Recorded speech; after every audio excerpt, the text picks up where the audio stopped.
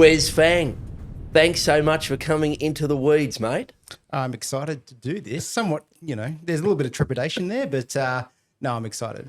Well, mate, you've got courage. There's no doubt about you. You're leaning into it, and I really appreciate you taking the time to come and talk to us about you, the National Party. You're our first ever National Party MP, MLC. I'm sure I won't be the last. Yeah, I hope not. But, mate, you've got a really interesting backstory. I mean, you're of Asian descent, you're from regional New South Wales, and you're a firebrand in the National Party. But you grew up in Uranquinty, a little country town 10 k's south of Wagga Wagga, down in the Riverina in New South Wales, for people who don't know. Tell us a bit about your family, how your family came to come from your mum's Australian, dad's Singaporean. How did they end up down there in the Riverina back in the day together raising you and your family? So my mother's from West Wyalong, which is about 2 hours to the northwest of Wagga, and she grew up there till she joined the army when she was 18, finished high school and then went and joined the army. After that, she was deployed to Singapore. This is post-World War II. This is in the 70s. When they had an Anzac detachment there, that's where she met Dad. And when she left the army, she came back to Australia, and Dad came as well and became. But he was like your mum and dad. It sounds like there was a bit of love at first sight. He's a chef, a motorcycle rider, pretty dashing sort of a fella. She's been swept off her feet. Well, I think look, it was sort of a weird. I guess coming together. Mum's friend bought a motorcycle from the motorcycle shop that my father was working in that was owned by his father. So that sort of, I guess, is where it started. And then when Mum came back to Australia, they exchanged letters, and then Dad came over. And I guess that's how we know the story to have evolved. They decided when they got married that they didn't want to stay in Sydney and have kids. Mum, having grown up in West Wyalong, was like, well, this maybe West Wyalong's a bit too small, but there's a place called Wagga. So Dad was quite lucky when he came over here. Mum's dad, he had a good friend who worked in York Toyota, which is where Darling Harbour is now. So Dad sort of got a job at York Toyota as a mechanic. He raced motorcycles and had worked in my grandfather's motorcycle shop. So was particularly gifted, I'll say, with mechanics. In fact, Dad was actually quite lucky, or unlucky in a lot of ways. He despite having grown up, I guess, reasonably poor over in Singapore, he in the army had the opportunity to work on and expand his knowledge around the mechanical aspects of things like motorbikes, and he'd done some because he'd been riding and racing motorbikes.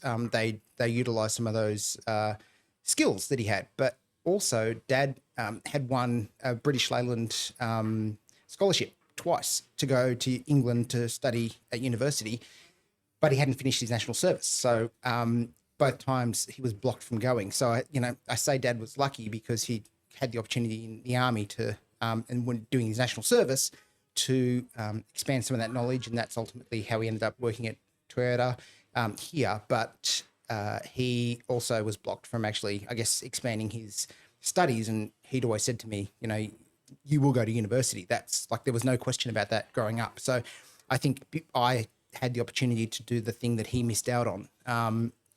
And so, they came over here. Dad had always a love of cooking, so he wasn't technically trained, but,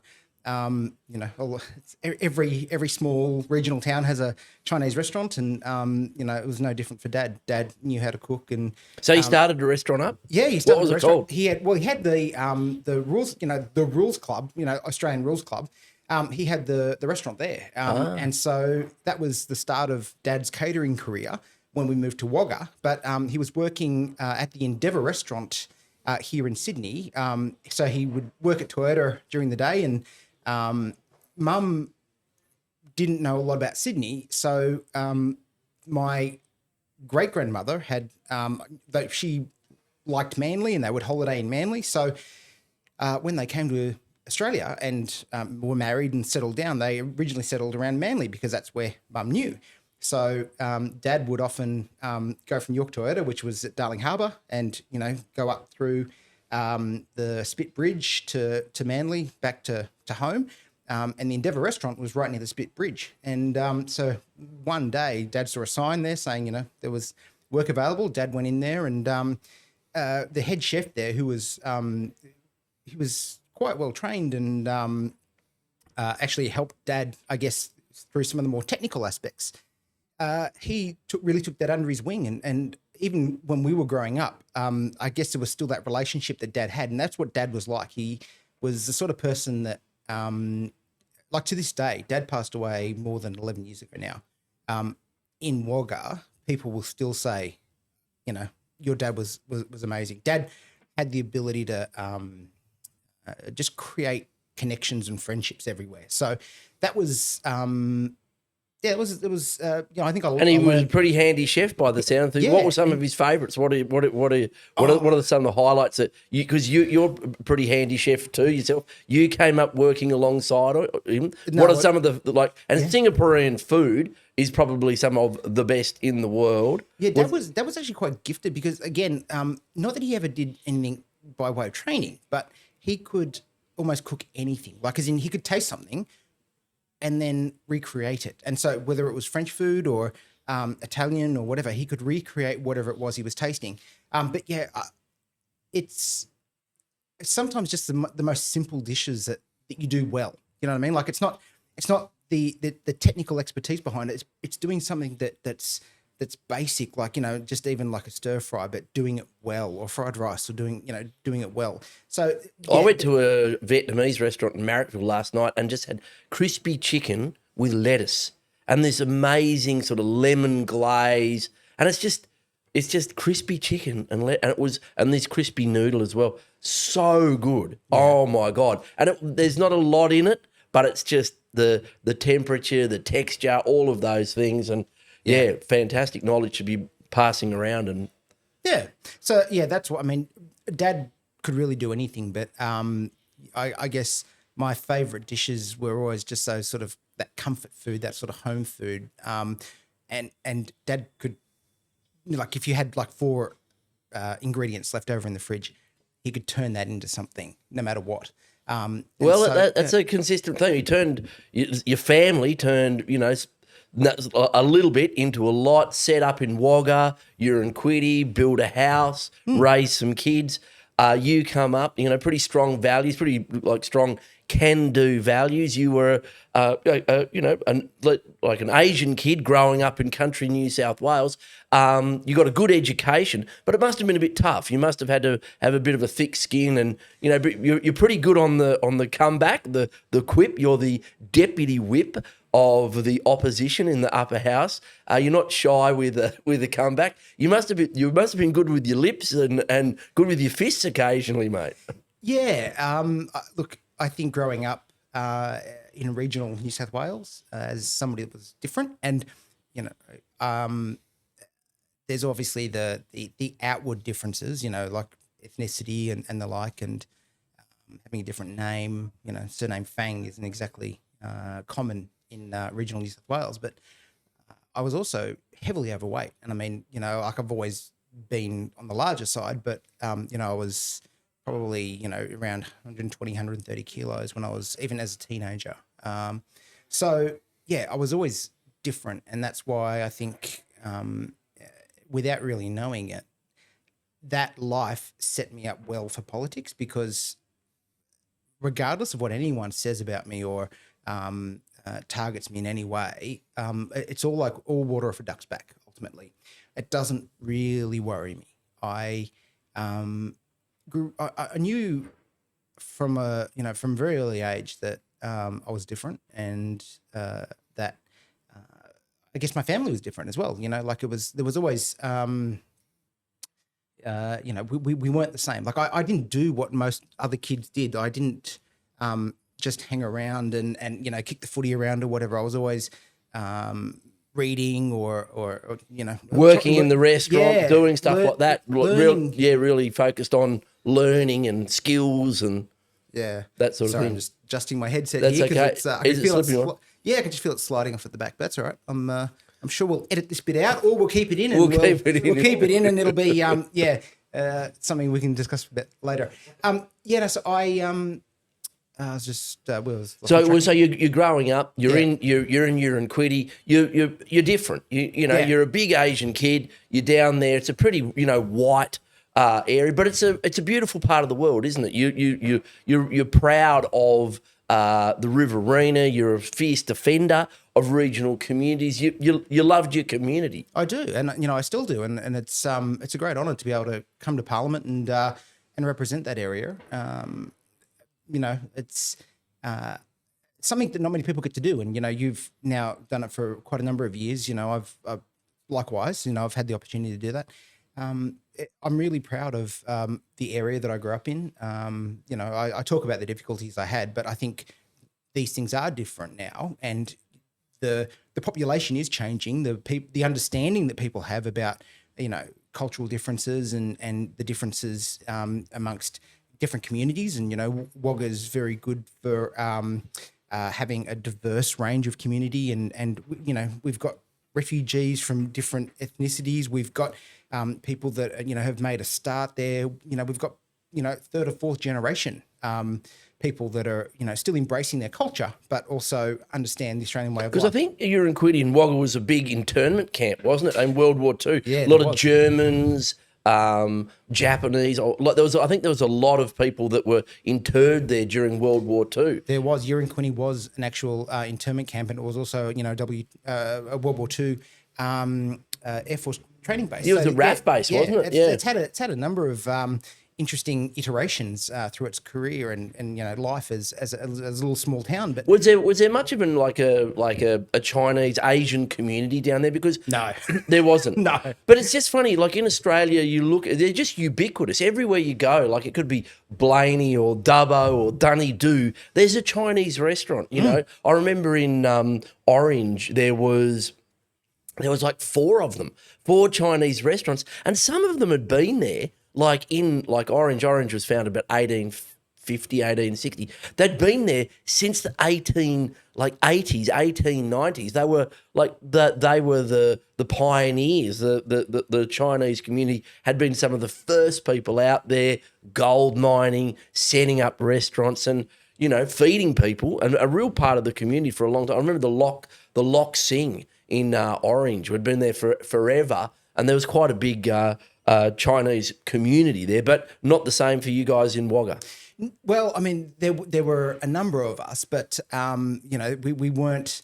It's not like Chats would say. We were quite clearly in the minority, and again, when you are different, that sort of I guess comes out, and I guess that shaped who I was. But we had a small community, and we would do things like celebrate Chinese New Year together. Like there was a little a community club where we'd all come together once a year and celebrate things like Chinese New Year, which were I think important because I think I've always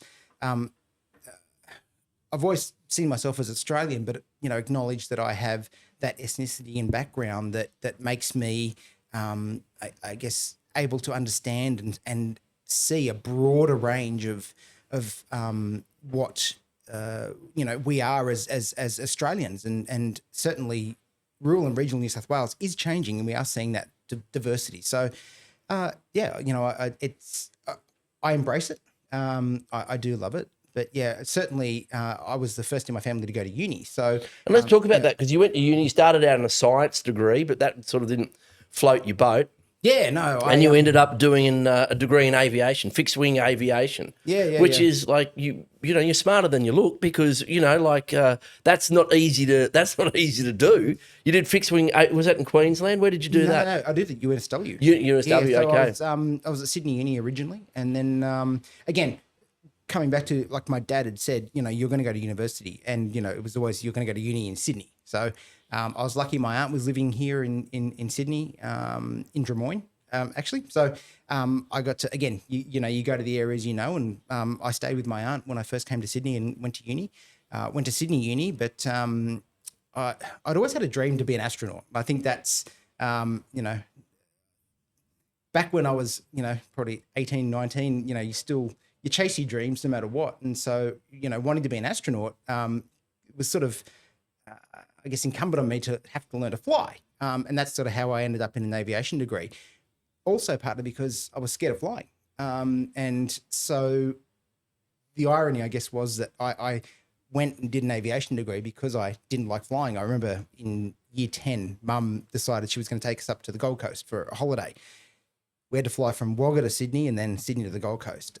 It was so rough on the Wagga to Sydney flight. And then, you hop off the plane, get on another flight. We flew from Sydney to the Gold Coast. And yet again, it was just the worst flight. And I was literally thinking about getting on a bus, and I was in year 10, this fat Asian kid, was thinking about catching a bus back from the Gold Coast back to Wagga because I just did not want to get on a plane. That's really interesting. But so you leant into it. You really leant into, you focused on your fears, went, look, I'm not going to let this get in the way. Yeah. And that's, I think what I've always done is, I never, I didn't do aviation because I loved it. I didn't do aviation because I, thought about it as a career. I did it because, I wanted to do something else, which would be an astronaut, but it was something I had to get over. I had to be able to do that to be able to do the other thing. So how did you get over that? That must have been you must have been packing shit when you were like first, Yeah. Look, but again, your first flights. It's just something that's you just have to do. So, well, you don't have to do it. No. I guess I don't. You told yourself you had to do it. Yeah, and I did. I just did it, and that was I guess how I got over that. But ultimately, turned out that I wasn't a half bad pilot. So that sort of then became instead, because the chances of being an astronaut are bucklers and none almost effectively. That then became my career, and I was lucky. Growing up, I was the worst student ever, literally the worst student. I just can't study. I can't concentrate. Turned out that I, had ADHD and sort of didn't really know it. I was diagnosed when I was young. Mum tells me now that, that I'd been diagnosed as ADHD, but she decided she didn't want to medicate me, and that, that she just sort of just let him go. Happen. And and so I remember, I'm the same, but parents just went, look, Jeremy's hypo. Like, why is Jeremy climbing a tree? Why, Jeremy throwing rocks at things? Why is it 10 o'clock at night and he's still, roaming around in the bush? And people would, and it was just, some people, like back then it was just called being hypo, and you just had a lot of energy and, you just had to get it out of your system. Yeah. And that's, I guess, now I've had a diagnosis, and, I am, I take, the medication for ADHD, and I'm a lot more focused, have the ability to, I guess, focus on those things that are important. But I was, again, the worst student. So I was lucky that despite being the worst student, I was, turns out I had a reasonably high IQ as well. So I could compensate from one to the other because, I wouldn't study, but I could work things out. And in aviation, everything's about mathematics effectively. It's one big, mathematical equation. Your flight times, your rates of descent, your, rates of climb, your everything else. It's, if you can do mathematics and you can do it quickly, you can usually fly pretty well. So, it turned out, I was a reasonable pilot because I could do those sorts of things in my head, in the air, and could work it out. So there you go, mate. Turned it into a career. You did. You turned it into a career. So did you go and fly commercially before you went to the army? No, I because you then went to the army. Yeah, pretty much straight away. Straight away. So I did it the Which wrong is way funny, round. isn't it? Like you think you're setting your own course, but if you look at your parents, your mum's in the army, your dad's clearly pretty technical prowess, very engineering, mechanically focused, and then here you are, a sort of amalgam of them. It makes you wonder how much is baked into our DNA. But you joined the army. Yeah, and it was, again, by accident, but not, because we had one of our flying instructors that was at UNSW was a former RAF instructor. And, you can imagine these, and in my course, my year, there was all boys. So, all these young, I'll say, late teens, like 19, 20-year-olds sitting around saying, I shot an ILS and, went down to Minimas and, then did the approaching and all those things. Our instructor came around and said, look, that's great, but, in the military, flying is like breathing. It's what you do. It's the mission that was important.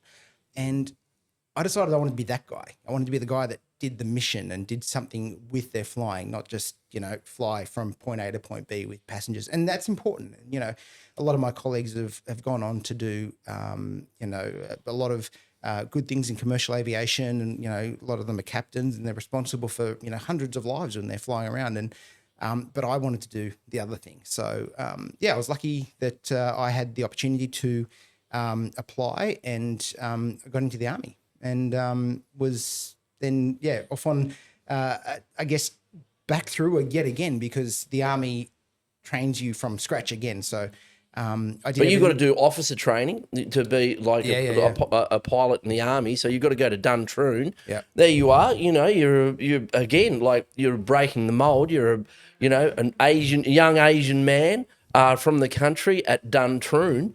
Although I was only an SSO, and that's so.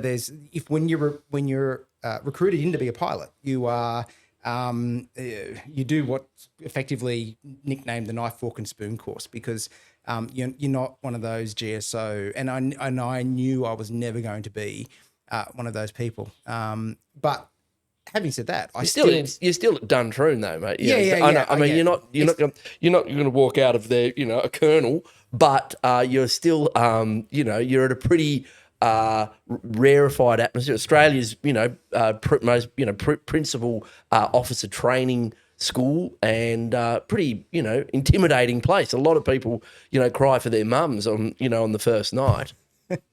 I guess I've never really thought about it like that, only because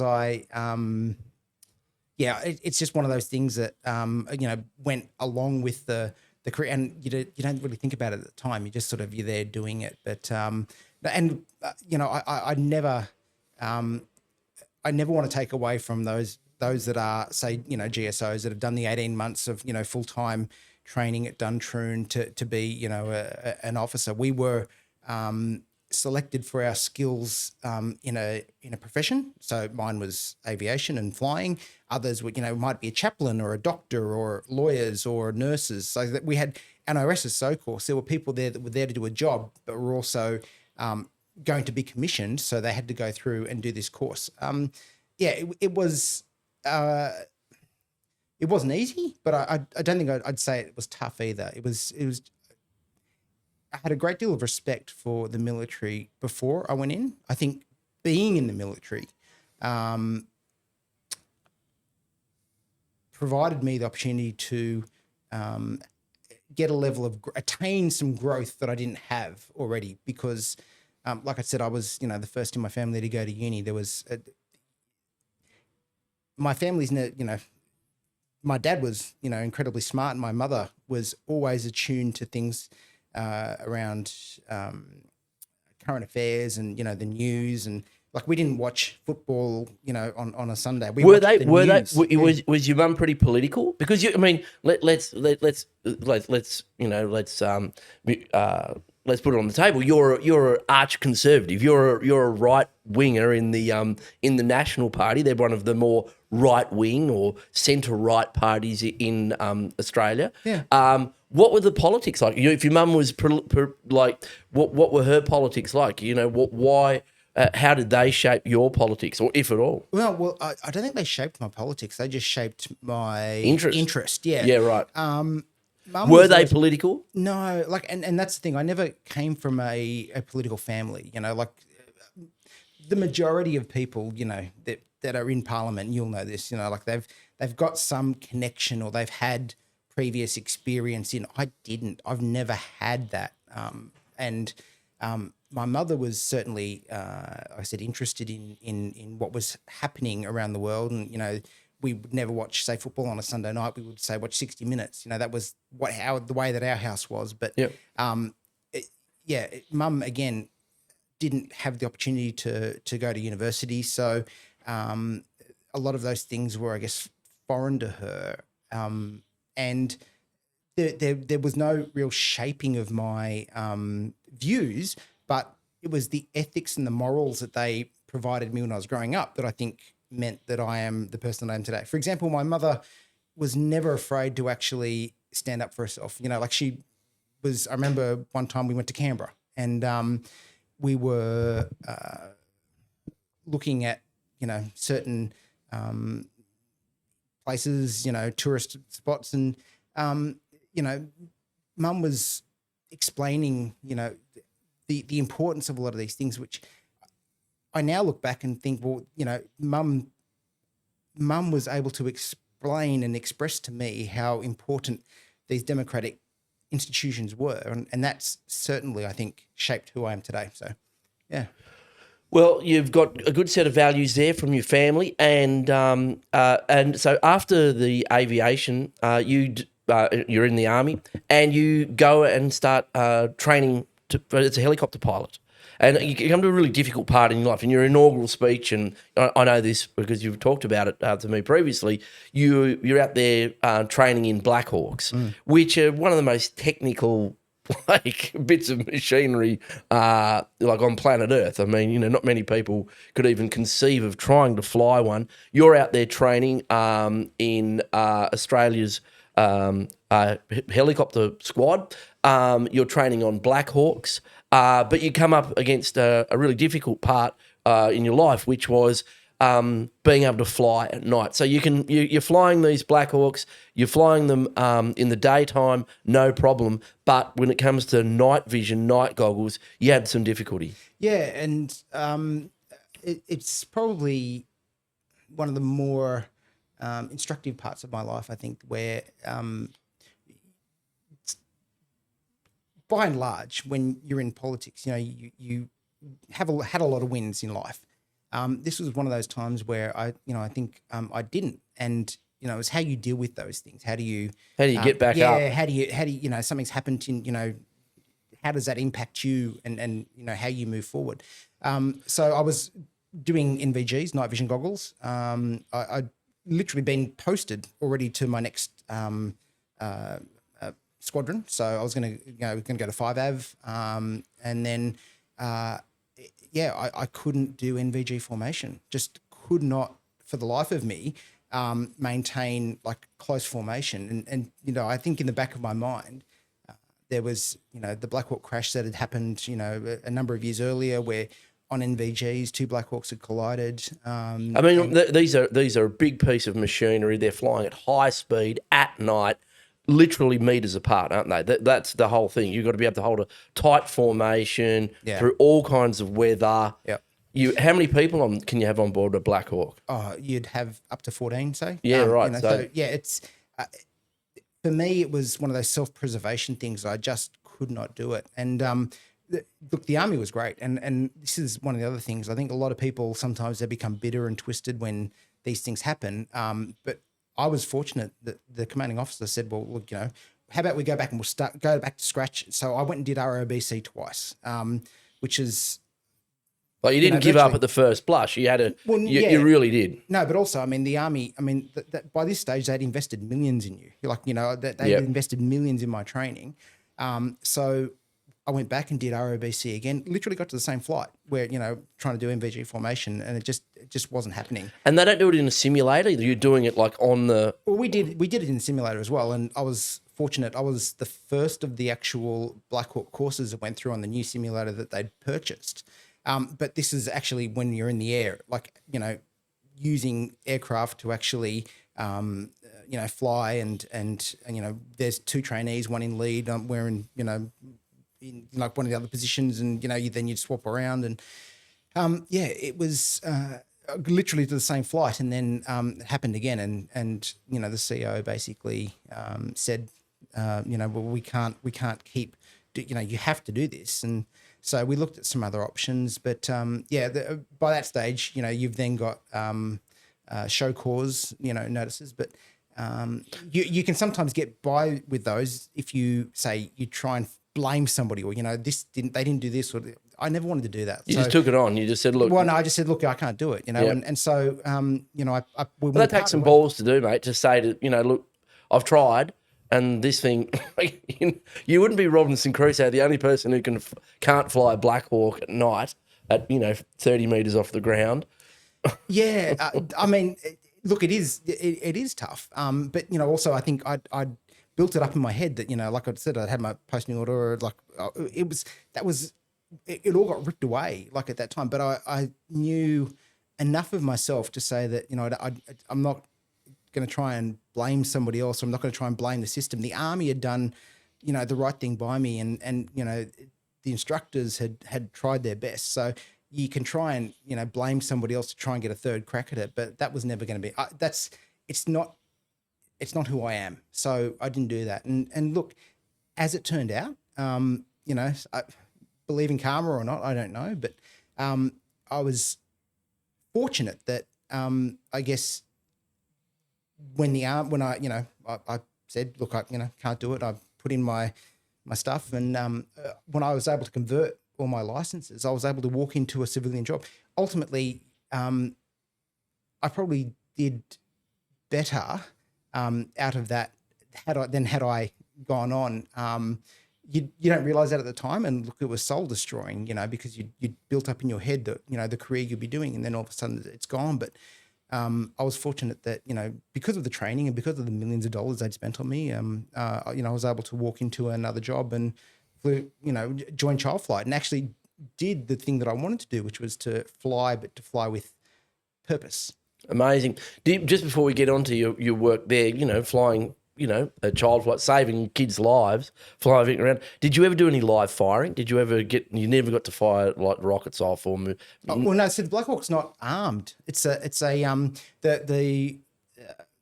Loadmasters, they have pivot mounted 50 cals and the like, but we don't like what you think are like rockets or whatever it is on the side of those aircraft. They're actually fuel tanks. Are they? The Black Hawks aren't armed. No. What's our armed helicopter? Is it Kyle? What do we have? So we've got the Tiger at the moment. The Tiger. Yeah, we're retiring those, and we'll be getting the new Apaches. Oh, so no flying along with Wagner going. Get some. Remember that in is it Apocalypse I'm a Now? lover, not a fighter, Jeremy. Oh, mate. Oh. No, I know. Oh, that's what I want. Flight of the Valkyries. Yeah, Flight of the Valkyries. That's a classic scene. So you go, you take a hit, but you dust yourself off, get a job working with ChildFlight. Tell us about ChildFlight, because for people who don't live in the cities, they assume that that if someone gets sick, that they can and that they need a special procedure or something. Well, they just go to the local hospital. For a lot of regional Australia, the local hospital is the big city. The hospital where they can get this done is 1,000 k's away. Is a whole state away. So tell us about ChildFlight and what you were doing there. So ChildFlight was probably one of the best jobs I've ever had for any number of reasons, but particularly the work, being able to fly at short notice and do something that was going to change people's lives is something that we don't often get to do in life, and I was fortunate to be able to do that at ChildFlight. And when you mean like short notice, you mean there's a medical emergency? Yeah, so 24 hours a day. Like we were on base, it could be 3 a.m. in the morning. There'll be, say, and look, it was, as the name suggests, ChildFlight. We retrieved people up to about the age of 16, and it could be anything. It could be a premature baby up to say a 15-year-old that was riding a horse and they've fallen off. So the NETS team, so the New South Wales Newborn and Paediatric Emergency Transport Service, which is quite a long name, so we just call it NETS. We were based with NETS, and we would, when requested, we would see whether the conditions were suitable for flying. If it was, and NETS can get to a location any number of ways. They could use ambulance, they could use helicopter, they might use fixed wing. So, we would check to see whether we could do it if we were asked. And then, we would have about 15 minutes to be in the air with the team. So, and it could be as close as somewhere like Gosford or Southern Highlands, or even say, Westmead to Nepean. If, traffic's bad on the M4 or whatever, and we were the better way to get there, you could do something like that, or you could do something like Wagga or, Broken Hill. So are these choppers or these fixed wing? No, I was choppers. Choppers, so, yeah. I was always, because we were co-located, and fixed wing are always located, at the airport, so Bankstown. Now Nets has been relocated out to Bankstown, and so they've got the choppers and the fixed wing. Every they're all co-located sort of there, although the fixed wing are based out of Sydney. But you can, they can, you had to be, an airport obviously fixed wing, whereas the chopper, the helipad. Yeah, you can go anywhere. So, and that's, I guess, part of the advantage that we had. So, yeah, I was fortunate to be able to do that. And, How long did you do that for? I did it for 8 years. Amazing. Yeah, it was, like I said, one of the best jobs I ever had. And yeah, I really, really enjoyed it. We had different types of aircraft. We had I started off on the Dauphin and the BK, and then later on we got a 412. So I've been very fortunate in my flying career that I've, flown some of the best aircraft, at the time, short of a 139, which I've never actually had the opportunity to fly. I've had the opportunity to fly some really great aircraft. And yeah, You must have had some hairy moments. No, yes, but no. I think when we say hairy moments, it's. I was in a Eurocopter, and we were flying from North Sydney. We were supposed to be going to Gunnedah, and then there was a whiteout. And the guy flying with said, "Look, I'm doing my instrument. I'm not supposed to be flying in a whiteout." Yeah, right. He's going I'm doing my training at the moment, and we were all sitting up in the back going, what does that mean? He said, well, now I've just got to fly using the instruments and it was so disconcerting because you can say it out loud, but until you're in a helicopter and you can't tell what is up and what is down, you could be going straight down and it feels just the same as going, like lateral to the ground. And we came out of the clouds and we were heading towards this transmission line. And there was this moment where the co-pilot was goes, oh, transmission line. The guy goes up, and we just said, nah, take us home. And we had to go really down low in the Hawkesbury and along the river to get out of the clouds. And I was just thinking, my God, I'd hate to be doing that for a job. And you were doing it. You must have had some moments like that in storms and bad weather, or can you just avoid it? Well, see, no, that is highly illegal. But no, we would never do that. We were trained to fly. We had to have instrument ratings to do our job. And so the hairy moments were not so much about us flying. It was more about, I guess, the patients, and making sure that we got there to help them, and but safety was always paramount for us, and so we never we would never have ended up in a situation like that, because one, we were we're not risking just our lives, we're also risking the medical crew in the back, and we're always cognizant of the fact that it's not just the pilots that are flying. You've got doctor and a nurse and parents and a patient, and you're there to save that life, but we're not going to put that life at risk. So we were, we always put safety at the forefront of everything we did, and we never went if it was if we were going to end up in that situation. But we weren't, because the machines that we flew were instrument rated machines. We were all instrument rated pilots, and yeah, I guess we trained hard to make sure that flying is like breathing, because again, the flying part is just what you did in order to get the mission done, and everything was always about the mission and making sure that we did that. So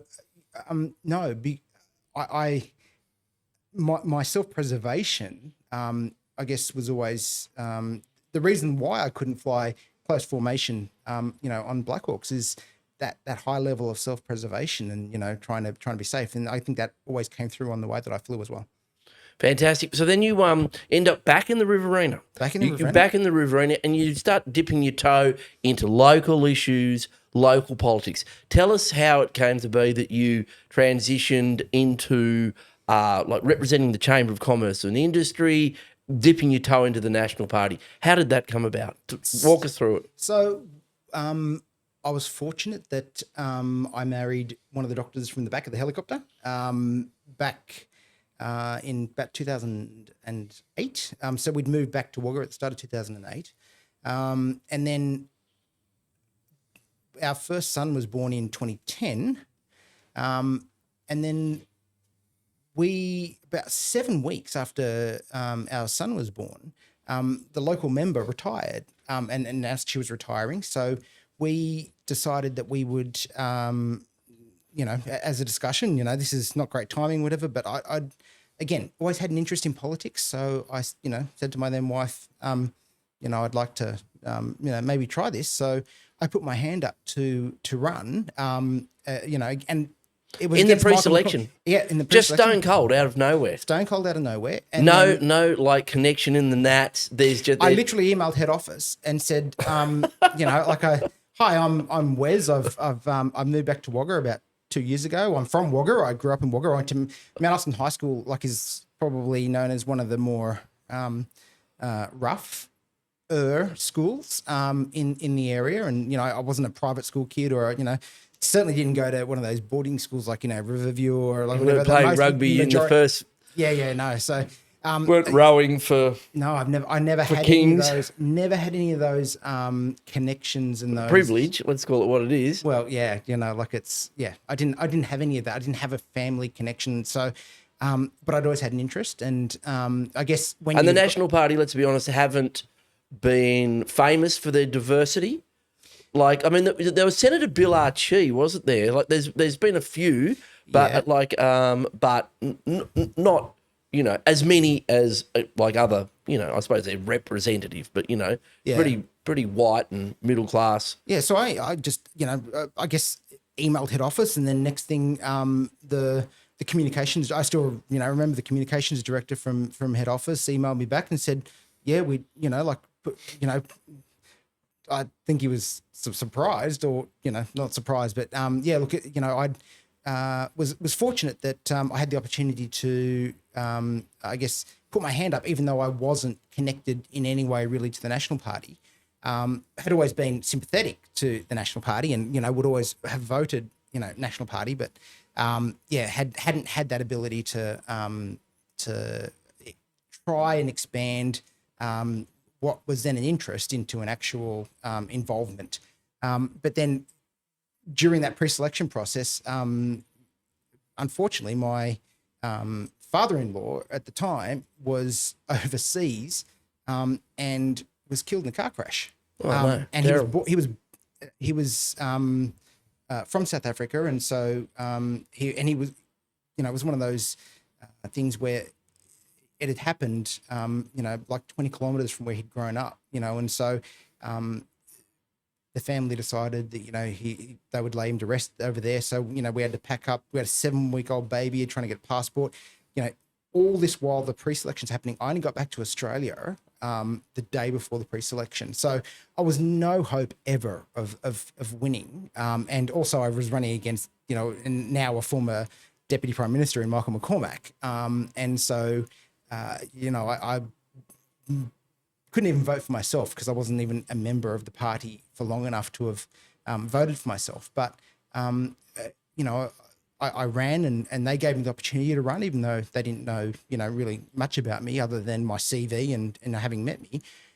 And then I, went on to try and help Michael get elected. Because, but how did you go? You actually were in the pre-selection, so you. Oh yeah, I got hosed, absolutely hosed. I mean, there was, I think I might have got a couple of votes, but I did. Did you vote for yourself? Well, I couldn't vote for myself. That was that's the thing. right. You couldn't. So I convinced some people, obviously, but McCormack went on to be the Deputy Prime Minister. Deputy Prime Minister. Yeah. So I was beaten by the Deputy Prime Minister. And the seat down there, what is it's Riverina, isn't it? It is. It is a National Party heartland. It's always been held, I think, by the Nats. Yeah. Since the 1500s or well, whatever. I think, I mean, there's been iterations, but yes, the Country Party, the Nationals. It's very much heartland. Yeah, it is heartland, and so but also Kay had done an amazing job, and Michael then went in and I guess followed in her footsteps and, has forged his own path. But, I guess I was just really impressed that the party, had taken somebody that had no connection, no interest, and had let them be part of the process. So and you got a taste for it.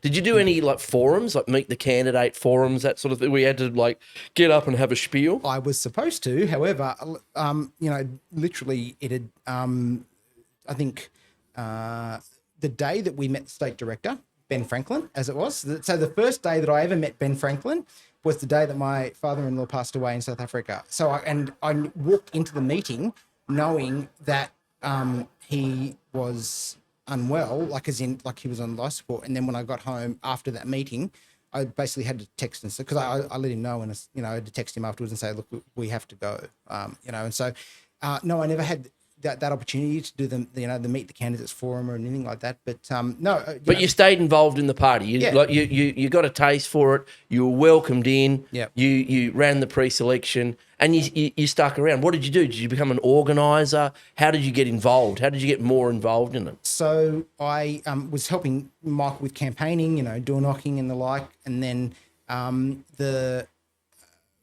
when there was a transition from Kay to Michael, the chair, so the FEC, the Federal Electric Commission, FEC, the NATS FEC, had the chair had decided that he was going to go and do something else, and so that opened up, and Michael nominated me. So I became involved in that aspect of it, and then that allowed me to become part of Central Council, and then I guess I just got more involved in politics the more that it sort of went on. Ended up running, I was one of the Senate candidates, but it was back when they had the double dissolution election. I was in position 3. So I was originally with Fiona Nash, and then Wagga Williams, because of the double dissolution, was slotted in behind Fiona. So it was Fiona, Wagga, and then myself. And interestingly, I was on that ticket, I was behind Jim Molan. So because that's a coalition ticket, they stagger it. They go live nat, sort of basically. Well, live nat, and they try and screw us out of the things. But we'll get to that. So when Fiona was Section 40, was it Section 44? I think it was. Yeah, that's right. So it went to Holly Hughes, but she had an issue with, I think, Prof from the Crown, or because of her role. Then it went to Molan.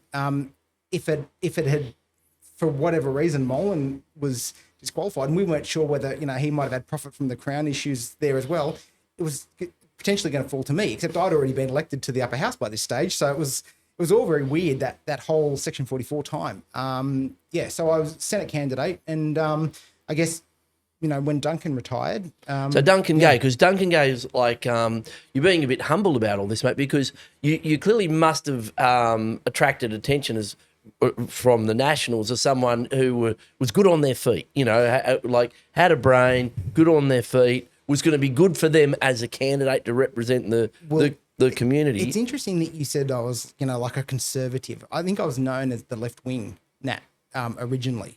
So yeah, it's and why is that? Why were you left wing? What were you arguing for or against in the Nats? So that was putting you in that column. When there was, I guess, discussion and debate about same-sex marriage, I'm not. I don't want to paint myself as left wing or right wing. I just, I look at the issue as an issue, and I don't think it because I adopt a certain philosophy, I'm going to say I'm X or Y. I try and look at it as the issue, and in relation to same-sex marriage, I just could not understand how, there was this real left wing, right wing divide. And that had actually come out of the time when we were on our honeymoon in South Africa, back when we got married. So you can imagine, my ex-wife, she was South African, and I'm, Eurasian, half Asian, half Australian. We'd decided, we were going to do part of our honeymoon in South Africa because a lot of her family couldn't come over here. So we would have travel over there. We went to this Chinese restaurant, like, because after 3 weeks of being away, I just wanted some fried rice. So I went to the Chinese restaurant in South Africa, and we walk in, and I guess it was when you see an Asian person behind the counter, and then they speak to you with a South African accent. It's sort of it can be slightly disconcerting, And I was like, I speak to him, and I've got an Australian accent, so we just kind of got that, like, this rapport, and we started chatting about whatever. And he was like, "What are you doing here?" And I was like, we got married and whatnot. And he's so we were having this conversation about being ethnics in predominantly white areas, like me growing up in Australia, he growing up in South Africa. And he said something interesting to me. He goes, "It's interesting, that because my ex-wife was white South African, you'd have been considered coloured, so because I had Asian ethnicity, that we would effectively not have been, back when, apartheid was a big thing, we would not have been allowed to be married, regardless of, who we were and what we, did as jobs and the like, that the government had made a decision that, somebody of colour and somebody who was white couldn't get married. And I guess I put that experience through to same-sex marriage. And, I just don't think that, the government's in the business of saying who can get married about what. So I guess I progressed that experience into the party and said, well, we should at least allow our MPs a conscience vote. So I'd been pushing that matter through the conference, both the Young Nats and the Nationals conference at Bowral. And we only lost by 9 votes in Bowral, which was extraordinary at the time, I think. So, yeah, whilst you say, the conservative Nat, if you ask a lot of my colleagues, I'll say that, for a long period of time, I was known as sort of the left-wing Nat. But, I don't like to sort of be painted in either corner. I think that, it's about the issues and the perspective you bring on the issues. And because of that unique perspective that I had, that said, you're, because of who you are, and your ethnicity, you can't marry that person. Well, it just didn't make sense to me. And so it's never really made sense to me about same-sex marriage either.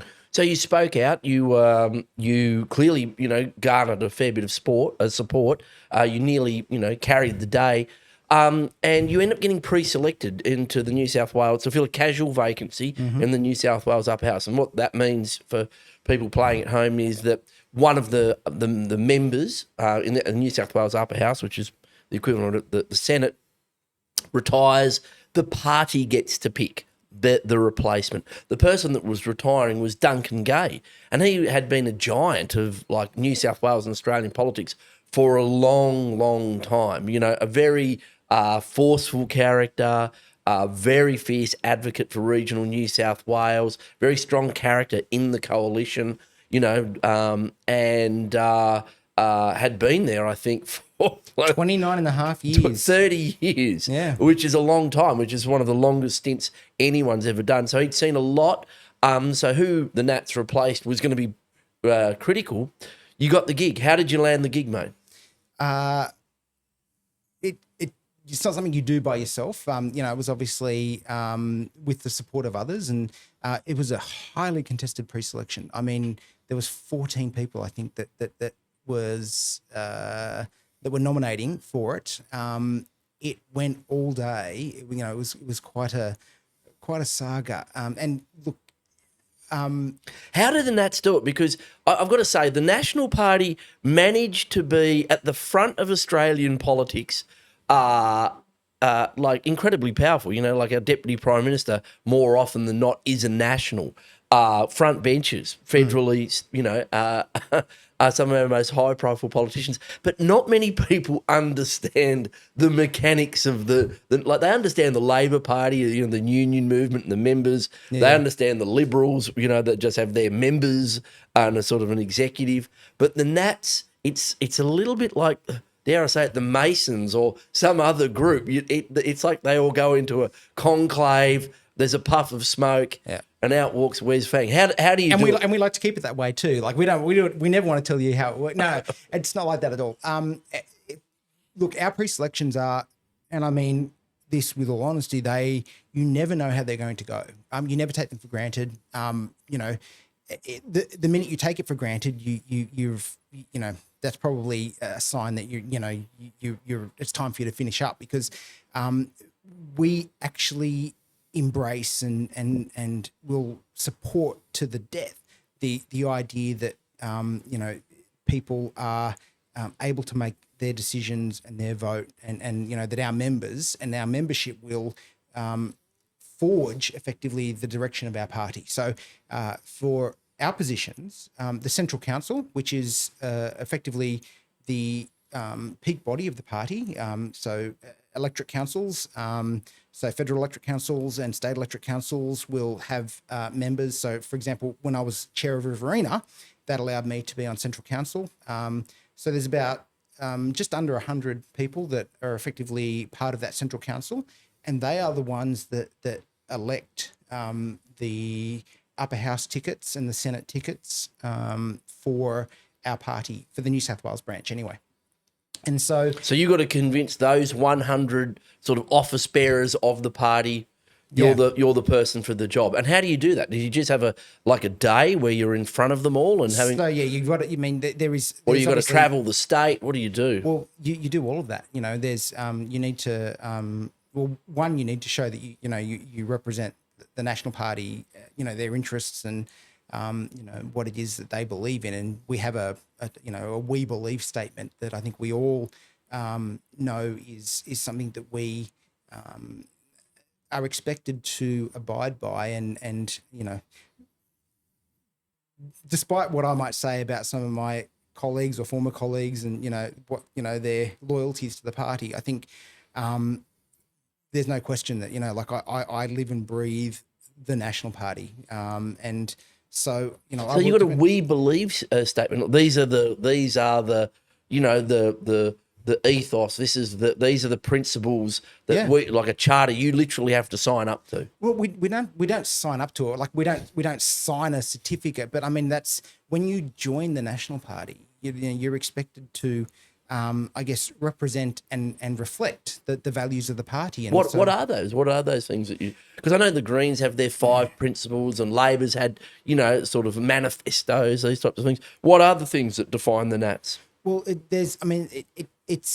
there are a number of things that I guess that we reflect in the we believe statement, but things like reflecting democracy and that the people's vote is sacrosanct, and that we will always defend that, and that the Constitution, the Australian Constitution is again worth defending, and we will always do that. That we the monarchy and look, I'm a proud monarchist. In fact, I remember Rod Roberts gave a speech once and said that there's only 3 people in the upper house that have twice sworn allegiance to the then Queen. This is when Queen Elizabeth passed away. And it was Rod Roberts, because he's sworn as a police officer. It was Mark Latham, because he'd been federal parliament and then state parliament, and myself, because I was an army officer.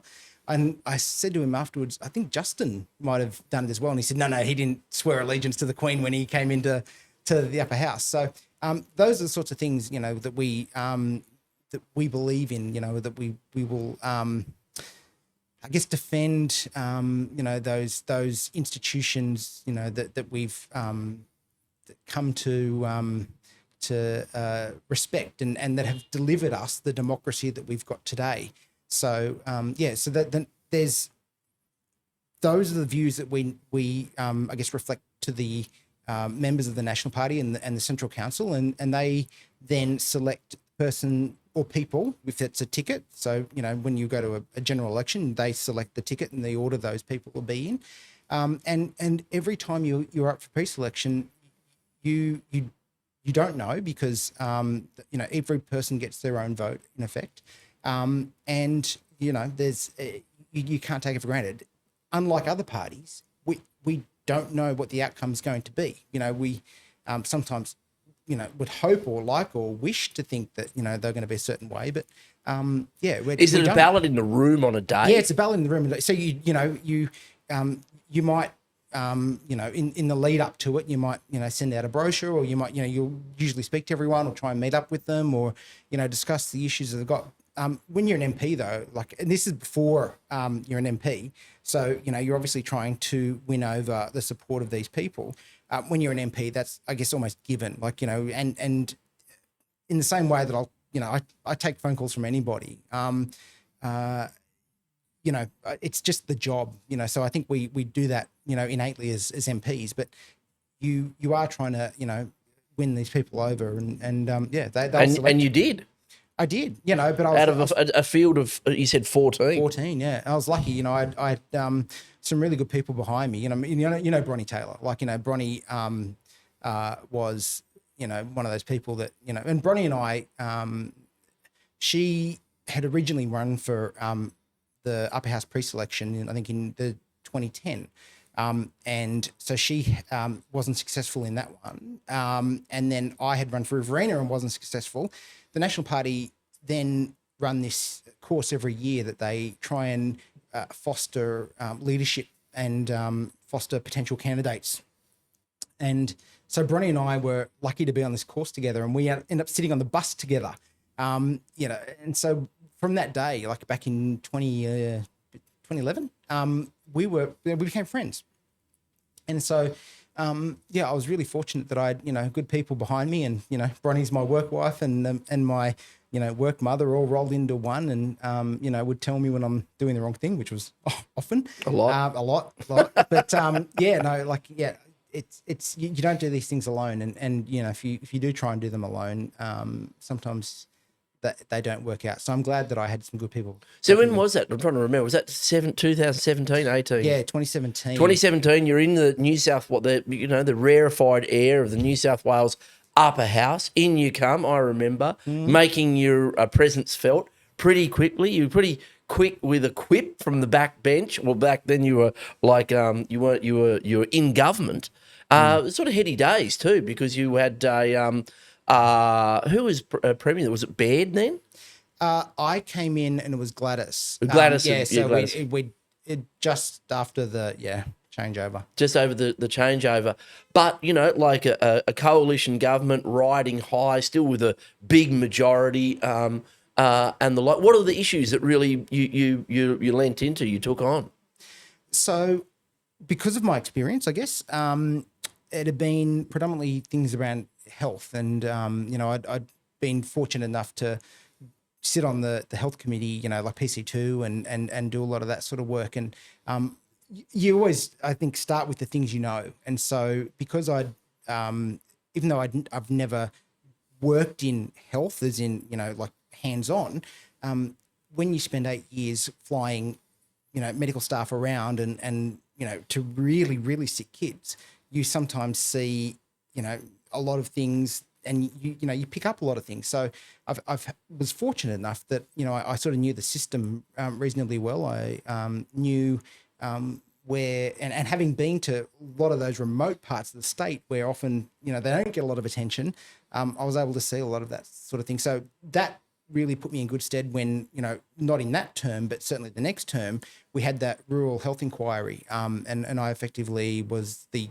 then government lead on that, because I was, with being on that committee, I went to every single hearing, and heard those stories and could relate and apply what I knew to those issues. So, health's always one of those things that, and the experience that I'd had had, I guess, driven me there. But it was a lot of the other issues, and it was sort of, I remember that, coming up to 2019, obviously we'd had, the drought, and then, we had bushfires, and then those natural disasters, and obviously then COVID. But it was, I guess it was just making sure that our communities were being heard.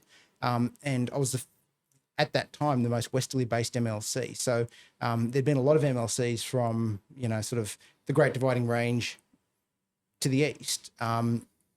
But I was being in Wagga, I was one of the the most westerly at the time I was elected, and then so there hadn't been that representation out in the areas where I was, and so providing that voice, around things like the drought and the support that the farmers need, mental health issues that were coming up, that were country people are very pragmatic, and often pragmatic to the point that they're not. Like, they'll be pragmatic, and then Where they'll, it's to the point where it's where it actually becomes- doing them harm. Yeah. So, making sure that, we did the right thing around making sure that people got the help that they needed, with things like drought and, then fires and then natural disasters and then COVID. Like it was a really, really interesting time to cut your teeth. Sure was, and it was an interesting time for the National Party. Let's say, because there you had a very strong leader in John Barilaro. Yeah. But there was a lot of conjecture, we'll put it like that, in the community about some of the water management issues. John was a pretty vocal in some of those debates around land clearing, koalas, and really took it up to the line with the government, saying, "Look, the coalition agreement is at stake here, essentially." Yeah. And so talk us about that, because that was like all eyes were on that. There was a push, especially from some of the more, I'd say, moderate faction in the Liberal Party for reforms in terms of land clearing, native vegetation, and tell us about that and where you sat in those debates. So I think the first thing I'll say about all of that is that I think it's really unfortunate the way that the portrayal, I think, of people like John has and the narrative that's come up, behind a lot of that stuff has been portrayed in the media. I think it's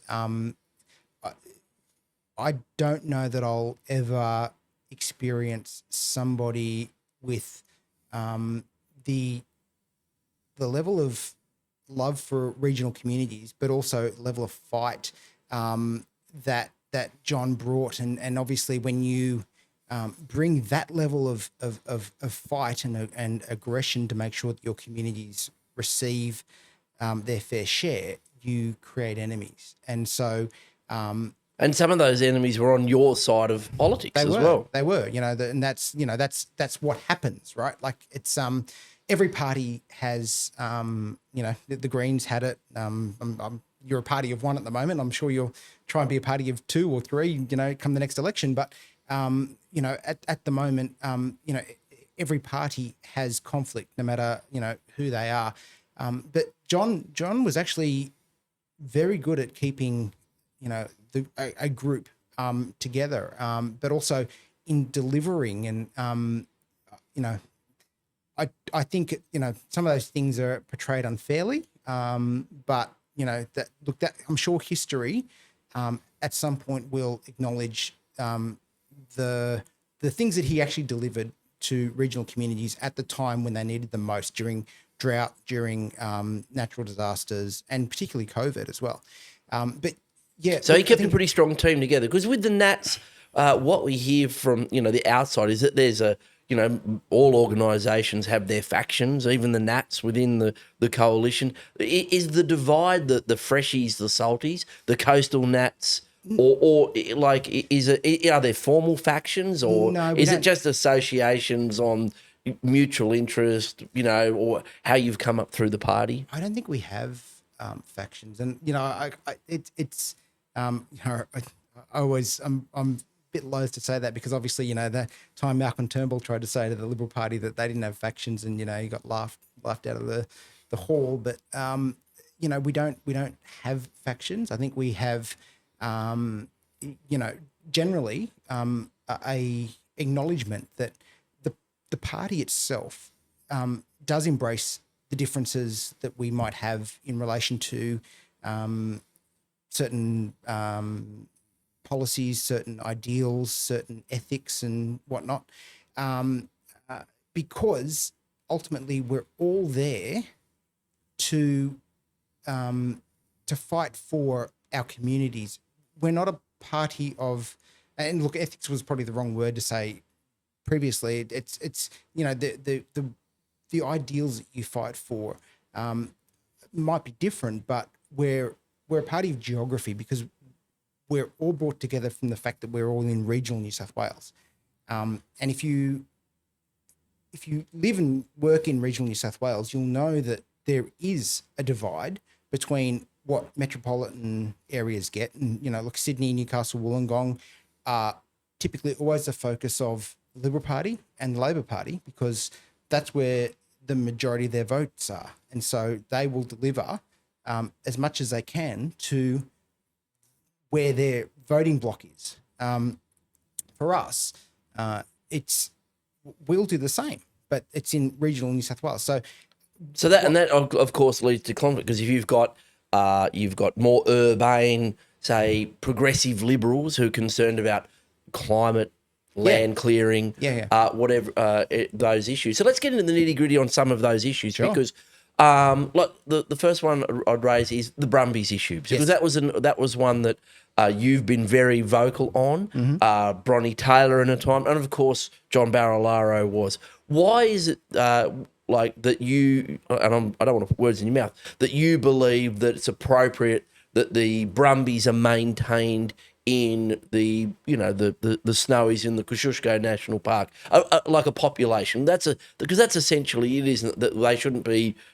Wiped out.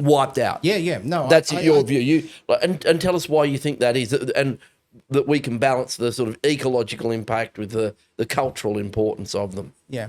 So I think the first thing I'd say is that the national park was previously a sheep paddock. I mean, I understand that it's in effect been returned to nature and that we pretend that it's this pristine, untouched environment, but I was on the Brumbies inquiry, and when we had the fortunate, I guess, part of the committee to actually go to look at some of those areas that are impacted, and what will be retention areas and what won't be retention areas. But we're flying around this part of the national park, and they say it used to be a sheep paddock. Like it was. When Australia was colonised, it was I guess annexed, and it was a sheep paddock, and then it was returned to being a national park. There's also a lot of cattle in there, wasn't there? I remember the Mountain Cattlemen Association were very strong. They were running. So it's not like it's untouched wilderness. It's that's never had European colonisation or impact.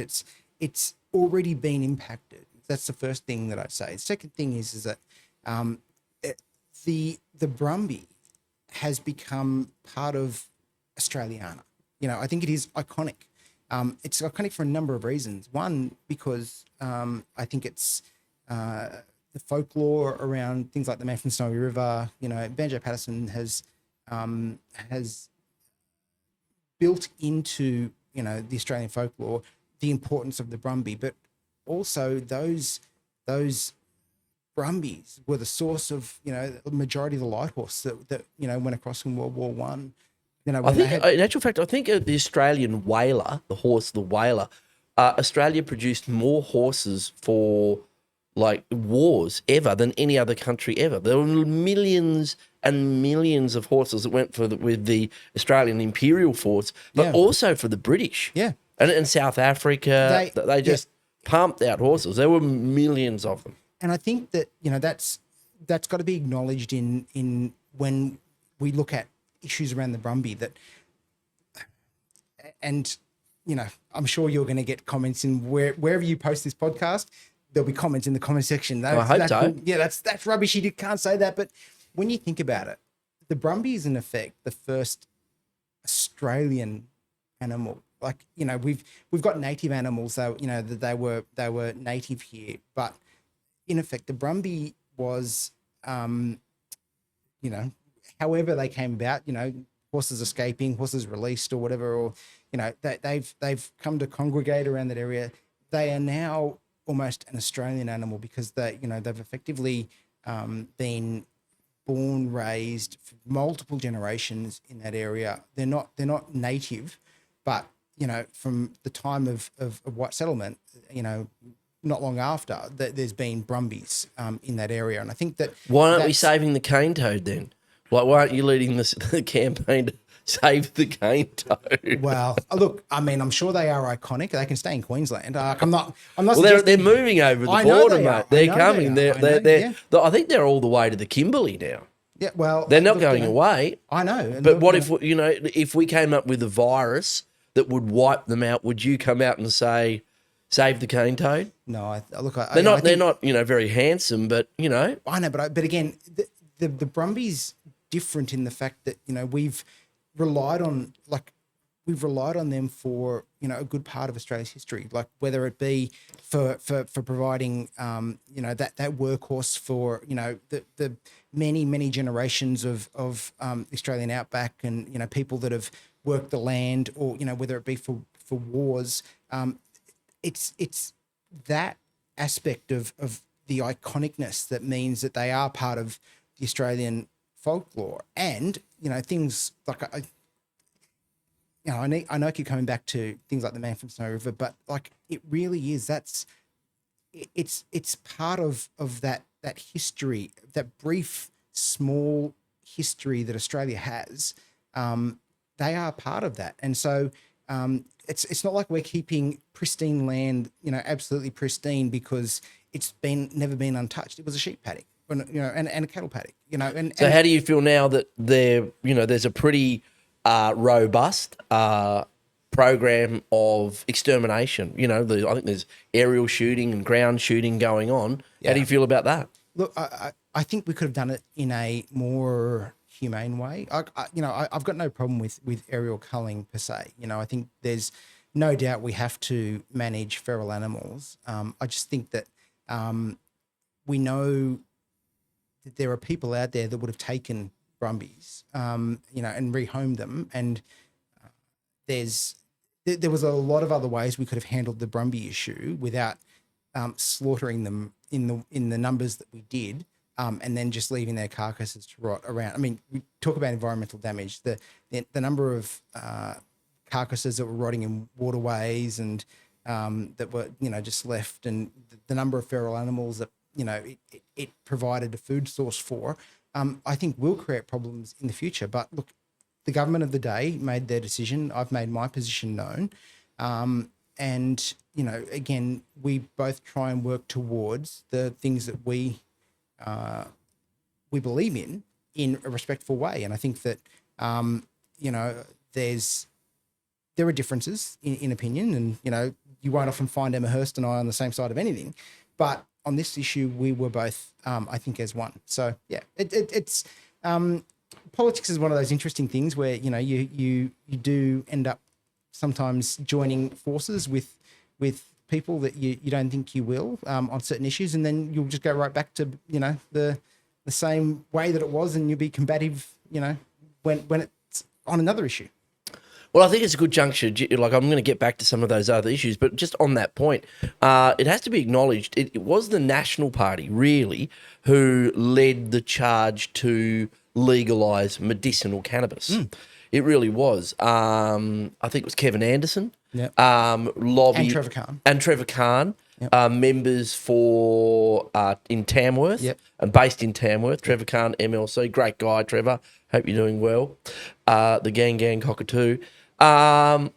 Really picking up the cudgels and advocating on behalf of Dan Haslam, a young man who was dying of a terrible disease, and was getting some comfort from medicinal cannabis, and his family were forced into criminality to get that. But the Nats were the ones that picked that up and really transformed and reinvigorated, I've got to say, the cannabis debate in this country. Without that, I wouldn't be here. There's no doubt about it.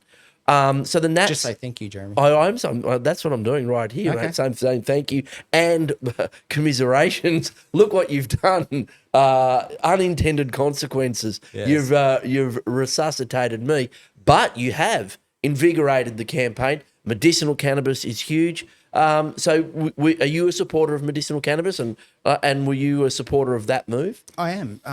And again, it comes from, I think, my own personal experience. And I've, I don't know if I've ever spoken to you about this or really anybody, but I've spoken to some of my colleagues about it. My father passed away from cancer, and towards the end, he was really struggling to eat. Much like Dan Haslam did, he struggled with an appetite, and there was, and look, Dad had suffered with cancer for quite a long time. So when he had started losing his appetite, it was sort of right towards the end, and we'd sort of been 12 months, and he'd been doing reasonably well. But when they lose their appetite, that's sort of the trajectories. It really goes down badly, and I wasn't ready for Dad to die yet, so I was desperate to try and find ways that I could help him to regain his appetite, so he could regain some strength. And I remember, and this is late 2013, so the issues around medicinal cannabis. It was still illegal, Yeah, entirely illegal everywhere. Yeah, A serious criminal offence to have any cannabis whatsoever. yeah. And again, I've never done drugs. It's not like I don't do drugs. I've never done drugs. Never tried it. Like it's not my thing. Well, we've got the double bong here, mate. Well, So for later on. Look, Mate, you only live once. Well, I think when you get to my age, you're sort of set in your ways. But Well, you might throw caution to the wind, mate. we'll see. But no. Anyway, not you were today. making a really serious point about your dear dad. Yeah. And I thought, well, it almost got to the point where I was like, where do I, like, because I've never done it, I didn't even know where to start. Like, what would I, but you do actually, it crosses your mind, do I break the law to try and help my dad because I've heard this works? And you are so desperate for him and for everyone that you would do that. You would break the law, but I didn't know where to start. Like I didn't know where to start, so I couldn't. But you would have. Yeah, I would have done anything for him. Yeah, well, Literally. you weren't Robinson Crusoe there, mate. There were a lot Yeah. and that's what happened. A lot of people were going, Mum's got breast cancer and it's now metastasized and blah blah Yeah. blah, and you want to alleviate suffering and reduce the harm. You would literally do anything for them, and I think Dad's decline was so rapid so quickly that I wasn't put in that position because it towards the end it was a very rapid decline, and I'm in hindsight I'm glad because it allowed he didn't suffer like For a long time. Yeah. But you can completely understand the situation that Lucy Haslam and were in, and that's how the And change I found came. myself in that. Yeah. Like, yeah. And I think it's one of the reasons why I'm getting elected. Medicinal cannabis and cannabis reform is on the agenda because, look, we all get sick. We all we all got to face end of life, and people are understand. I think that cannabis can help for some people in some of those circumstances. So that's really interesting, and I wanted to put that on the record that it was the Nationals advocating through Mike Baird for that reform that led to the federal change, and so there you go. Yeah. Really important. Now another one though that was very contentious: land clearing. We've done a lot of land clearing. You've got to acknowledge in this country, we've cleared a fair bit of land. We're still doing a bit of land clearing. There was a pushback from, let's say, the Liberal Party to restrict land clearing. The Nats popped up advocating on behalf of regional communities and the farming sector, said no deal, Glockenspiel. How do you feel about that? Do you think we've done enough land clearing and that we could probably do with a bit of ecological restoration? Or do you think that, it's absolutely essential that farmers get to do what they need to do, and if a few koalas get squashed on the way, well, so be it? It won't surprise you that I might not quite agree with the premise of your question. And I think that the way you framed it obviously is different to the way that I would view it. What we term land clearing and what we term, what you say is land clearing, I think would be, reasonable use of private property. And, how much control do we have in relation to what people do with their own farming land, their own, land that they hold, and that, property rights are important to the National Party as well. I think that there's no doubt in relation to people call it the koala wars, but really it had nothing to do with koalas, and that's why I guess I'm loath to use that term. But it seems to have become the vernacular around that time when we had some disagreements with some of our colleagues. But ultimately, there was nothing about it that was protecting koalas. There was inconsistencies with the maps. There was, koala habitat was a roundabout was labelled as koala habitat. There was clearly issues with the way that the mapping was rolled out. I think there were issues with the way that steps were being potentially implemented, and the impact that would have on communities and landholders alike. The National Party doesn't hate koalas. Like, I love koalas. We all love koalas. I think this misnomer that we're somehow out to get the koala is ridiculous. Like, I've got kids. Like, do you think that I want my kids to think that that I somehow hate koalas and want to just clear every tree that's ever in existence? That's not it at all. It's about what are pragmatic, practical things that we can do to protect koalas and koala habitat, whilst not destroying communities and prosperity and livelihoods of people that have built up those communities and that have lived in those communities and that make up those communities into the future. There's, we're seeing it now with the Great Koala National Park. The angst that's being, permeated throughout forestry communities about whether they're going to be able to have timber supply into the future and jobs and, the importance that will have for them and their future generations, I think is something we need to acknowledge in all of this. And that's, because let's just discuss that. Like, right now, we've had some jurisdictions, we've had WA and Victoria phase out native forest logging. Tasmania and New South Wales, it's on the agenda.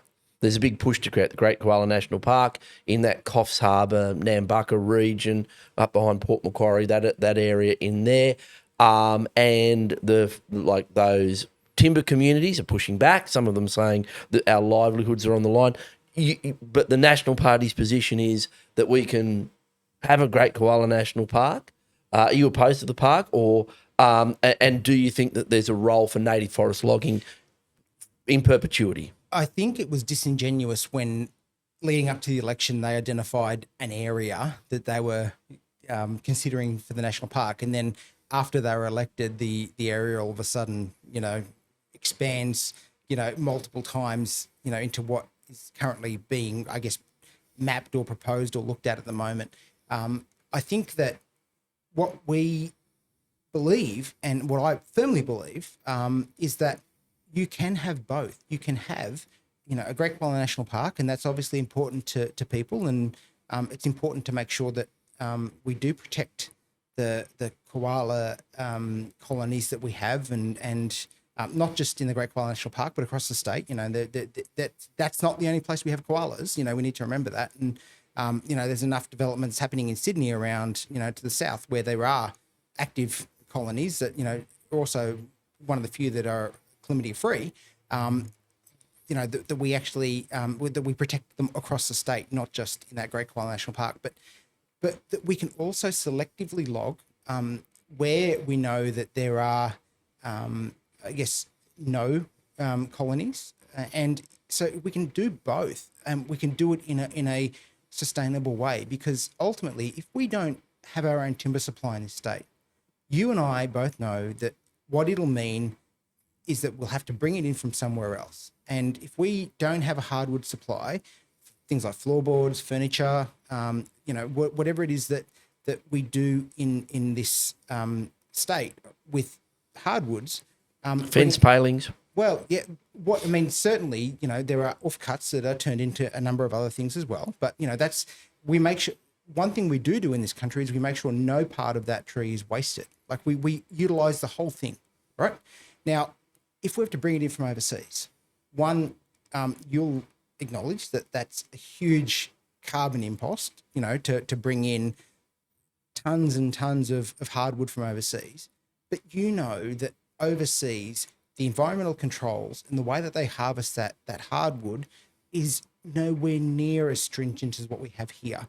So if we can't supply our own timber, we bring it in from somewhere else, we lose control. And ultimately, look, depends on how you view the world. We have a very globalist view, in 2025. Look at the tariffs that we're seeing at the moment. Everyone's losing their minds. But ultimately, I think there's a responsibility on all of us to make sure that we, in some level, have sustainability. So if we need hardwood, we have to produce that ourselves. If we need to feed ourselves, we need to produce that ourselves. And so utilizing the land and utilizing techniques like farming and harvesting to make sure that we can provide for our people is what we should be doing. What's your view on hemp? Because a lot of people say that rather than using hardwood, we could go to mass production of hemp for fibre, for particle board, for construction. Is the National Party a supporter of and revitalised and invigorated hemp industry?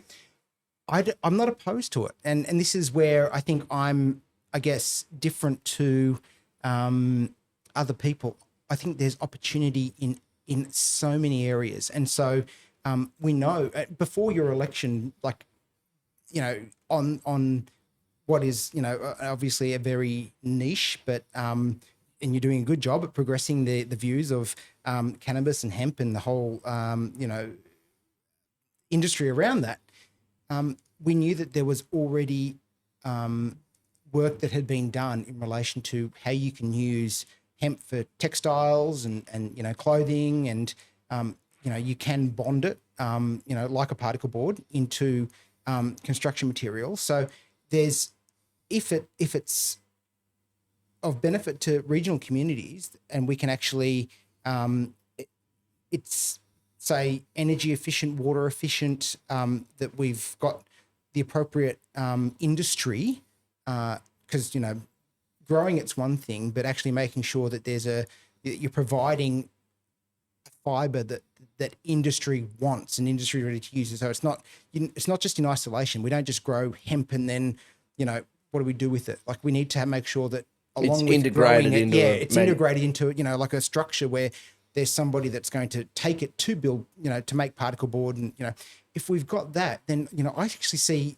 there's benefit for rural and regional communities. But that flows to not only things like hemp, but it flows to everything that we do. And rural and regional communities could be so much more than what they are at the moment if they just had that support. And that's why we're always fighting for things like better roads, things like better transport, making sure that, we've got those education and school and hospital and health and all those things in rural and regional communities, because out of that support for those communities will mean that things like growing hemp and then turning hemp into something is more likely.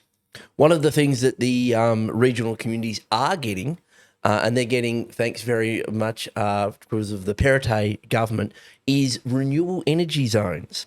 So we're getting, you're grunting and groaning already, we're getting renewable energy zones.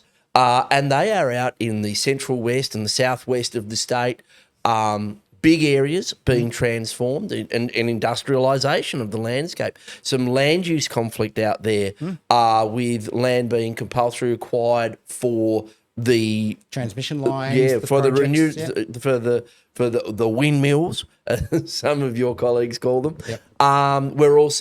We've got that. We've also got the transmission lines and proposals that are coming from the federal government in terms of New South Wales for offshore wind turbines. The Nats aren't happy about it. No. But it's your plan. How are you? How can that be? It's the coalition government's plan. It's Matt Keane's plan for to decarbonise our economy. Well, let's start at the start. Do you think we need to rapidly decarbonise? Do you believe in climate change? Do you believe that the energy roadmap is a good thing for regional communities? So do I believe in climate change? Yes. I mean, I think there's no question that the climate changes. And we're seeing those, I think, year upon year, there's been where measurements have been, there's no question that, the temperatures are rising, and we're seeing, warmer years upon years. And so just to take a step back into the next question, which was, do I think we need to decarbonise? Yeah, I do. I think, there's, whilst I think what we do in Australia really isn't on a global scale going to make a huge amount of difference, whether we have renewables 100% or we burn coal, I think, there's no question that we can do it differently. But this is where you're probably not going to like the answer that I got. I think the answer is nuclear. And taking a step right back to when we were discussing earlier my first involvement with the party, I still have the brochure that I sent out to everybody when I ran for Riverina back in 2010. And on that brochure was one of the reasons I wanted to get involved in politics, was because I believe that there was a future for nuclear power generation in Australia. And so would you rather see less reses and more nukes? Yes. I think that because you're wearing the T-shirt. Let's have a look Yep. at it, because you've got the National Party nuclear power plant out in Littleproud. You've got David Littleproud there, signed by David. Signed by David. Yep. He's out the front of the plant there. He's got the three-eyed fish down the bottom there as well. So you're out and proud. You're out of the nuclear closet, and you have been for a long time. I've been very this hasn't been like a Johnny come lately thing for me. 15 years I've been advocating for since my first involvement in the National Party and first involvement in politics has been that we need to look at seriously nuclear power, because look, and I understand the rhetoric that the left, and I say that, I don't look at things as left and right so much. I look at things as issues, but the left in general dislike nuclear power. But let me reframe it in the way that I see it, and maybe, you can see where I'm coming from on this. So forget World War II, right? Like, let's pretend World War II didn't happen. I know it's hard, but, let's assume that we didn't have Oppenheimer building, nuclear bombs and dropping them over Japan. Let's assume that without World War II ever happening, that nuclear science was able to progress at the rate with which it had organically happened prior to World War II. I think we would have seen this through a completely different lens.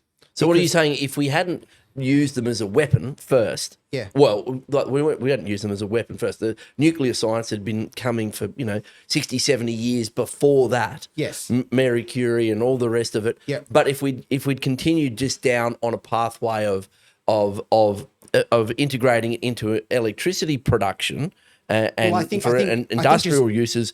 Like without that weaponization, there'd be a lot different attitudes to it. Yeah, I think if say we were in the same position we are now, in 2025, where instead of using coal and gas to provide the electricity for our grid, if we said that through science we're able to use, a nuclear fission to produce the electricity that we need, and we can do that with fuel that you could hold in, the palm of your hand, and that would be enough to power, hundreds of thousands of homes, and we could do it with zero carbon release. I could just imagine, I can see a world where the Greens and environmentalists would be saying, why are you covering that beautiful, pristine land with all these ugly solar panels when we can produce power that doesn't produce any carbon?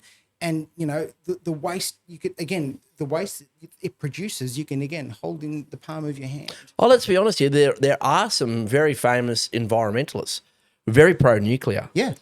James Lovelock, who came up with the whole Gaia hypothesis in the 70s, came out and said, look, we need to be pro-nukes.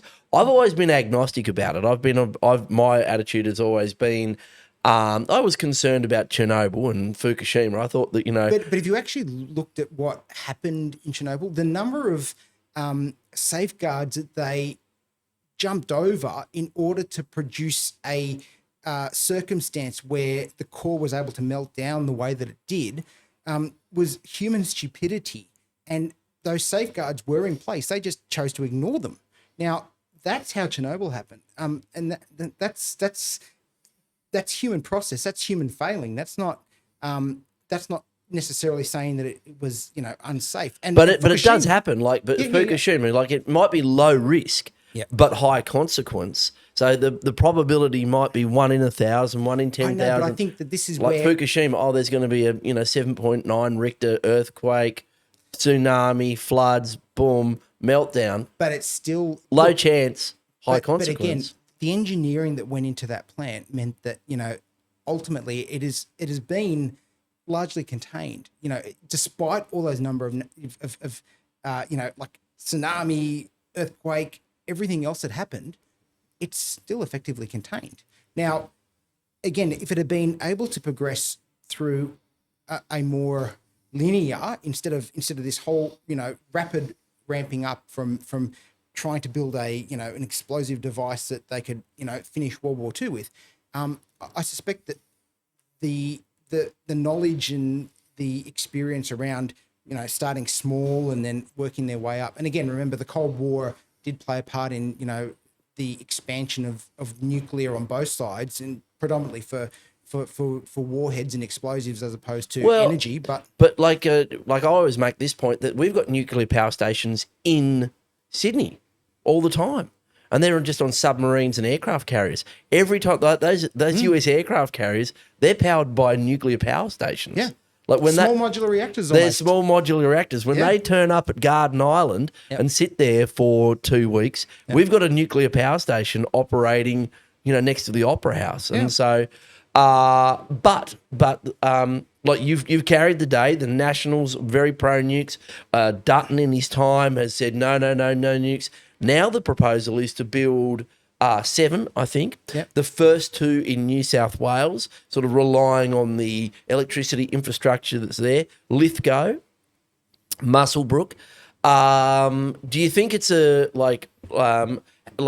do you feel the economics stack up? Because the coalition's saying that they're going to cough the money up to build these things. It's sort of like almost something you'd expect to see out of communist Russia, like stat electricity from the Labor Party, dare I say it, the state-owned and run power stations. How do you feel about that? Why not the private sector? Well, look, I don't think we're ruling out the involvement of the private sector if they wanted to get involved. But at the moment, and look, I'm not sure when we're going to release this podcast. There might need some heavy editing, and you might even put it out. Depending on how we go towards the end, you might go, that's it. I'm getting, I'm not putting that out with my name on it. We might put it out this afternoon, mate, if you say something. Okay. But I guess what I'm saying is that last night was the debate, for the Prime Minister and the Leader of the Opposition So, you know, We're filming this in the teeth of the federal election. Yeah. So, obviously, there were discussions about the costings of both policies. Now, yes, ultimately, there hasn't been a huge amount of private investment in nuclear expressed within Australia. But guess what? Nuclear is currently banned in Australia. So you're not going to express, I guess, a willingness to invest in something that's currently banned, not only at a federal level, but New South Wales also has, a nuclear facilities ban. It also has a ban on mining uranium. You can explore from uranium, but who's going to explore for uranium if you're banned from actually mining it? In actual fact, if you look at it, look, we're still mining uranium when we're going for some of our rare earths. You just have to put it over there. You have to just put it in clay over there. So I think there are some mines where there are essentially stockpiles of uranium. Yeah. But but you do have to. You're going from zero and you're heading towards hero. I mean, you don't have the technical expertise in Australia. We don't have the private sector.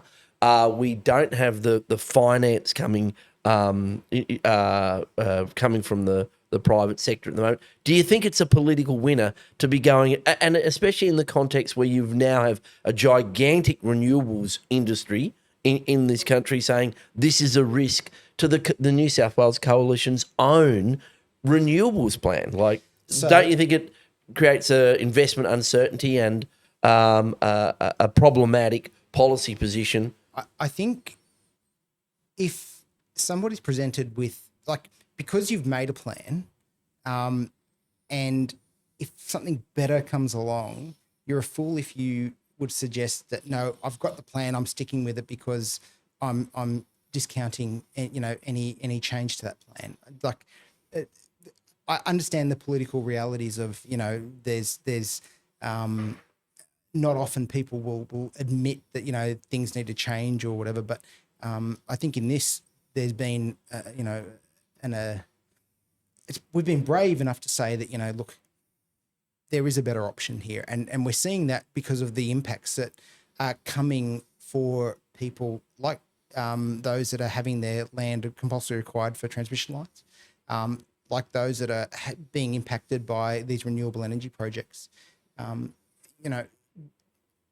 Albanese talks about the cost of the renewables being cheaper than nuclear, but none of those factors draw in the associated costs of those projects. For example, moving turbine blades through the Hunter to be able to get to the Arana res means that we're having to spend money on straightening roads and making sure that we can move those blades, because at the moment we can't physically get those components that are being transported to Australia to the res because they're too long and they actually won't go around corners, for example.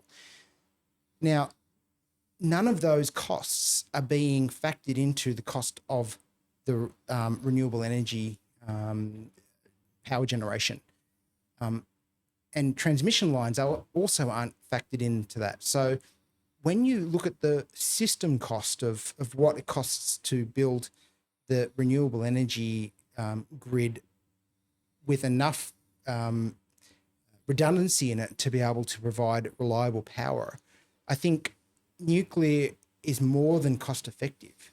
Nuclear is also more reliable. I think you talk about the expertise and the industry that we have or don't have in this country. I think that, these are things we should embrace. We can build these industries. We can do that and do it in a way that's going to provide high quality jobs to people in places like Lithgow and the Hunter, where perhaps those coal jobs will be in the decline as coal comes offline. Do you think that, one of the things that alarms me about the proposal for the nuclear power station in Lithgow is that it's in Sydney's drinking water catchment? What if something goes wrong? I mean, if a wind turbine malfunctions, there's a fire, and it's, you know, it's pretty localized impact, and it's over literally in a day or two. If a nuclear power station, if there's a fire there or an earthquake or something unforeseen happens, do you think having one in the drinking water catchment is a good idea? So I think to explain to you my answer, I'm going to look to some of my other expertise, which is in aviation, right? So 50 years ago, 60 years ago, had we been flying on a plane and there had been some sort of failure, there would have been a reasonable likelihood that there may have been an accident and people would have died, right? Fast forward to now, the modern jetliners that we're seeing produced, for example, when there was the A380 incident over Singapore with Qantas, the redundancies within the systems that are on that plane meant that they were able to then, handle it and land safely and save everyone on board. I think it's similar with nuclear power stations. I think that trying to compare what will be a modern nuclear power station with something that was built 50, 60 years ago, like a plane, is not, you're not comparing apples with apples. And I think that if we're building, conventional, I'll say conventional nuclear power station, because the plan, I think, is to have conventional nuclear on a number of sites, and then as small modular reactors come online, and they will, there is no question that we will see small modular reactors in the world within, the next 2 decades, probably the next decade. I'm giving myself a bit of an out here and saying 2 decades, but I reckon, within the next decade, we'll see small modular reactors. Those conventional designs for power stations are different to what we saw 50, 60 years ago. That the inbuilt redundancies, the separation between the steam generation for the power, it's a closed loop system, and the cooling systems are completely separated. I don't think there's a risk that that you expect that might happen in, if we were to build one in Lithgow. The redundancies are there, the safety is there. Like it's not something we need to fear. I've said I'll have one in my own backyard. That is how confident I am that it is safe. I can't express that any more clearly. I would live next to a nuclear power station because I firmly believe that if we are to decarbonise our energy grid, and we are to do it in a way that will provide us reliable power for both families and industry, so that Australia can continue to be a world leader in the in the things that we are at the moment, and we are losing manufacturing capability hand over fist. We need power to do a lot of the things that we do. And we're not going to get that with renewables. So nuclear is the only way if we are to look at making sure it's produced with no carbon. So I've been a big advocate. You've raised the federal election. We've seen the leaders debate. One of the policies that's being announced today is the costings for the coalition's East Coast gas reservation policy. And I think there's a gas-fired power station in Uranquinty. I mean, there is. There's a peaking plant down there.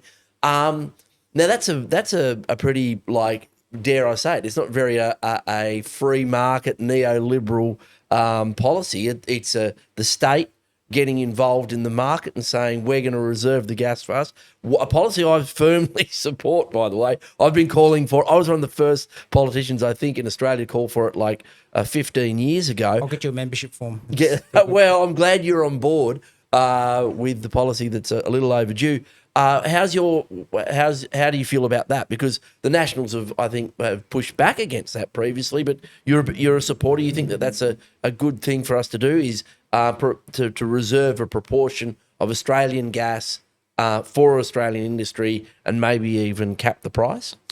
I think if we are to go with the construction of nuclear power plants in Australia, there is clearly going to be a transition period, and short of building new coal-fired power stations, which again I'm not actually opposed to. I think there's the ability, if we were short, that a number of high efficiency, low output, like low emission coal, black coal power stations in New South Wales would actually be, I think, reasonable. As a stopgap to getting, a full grid powered by nuclear online.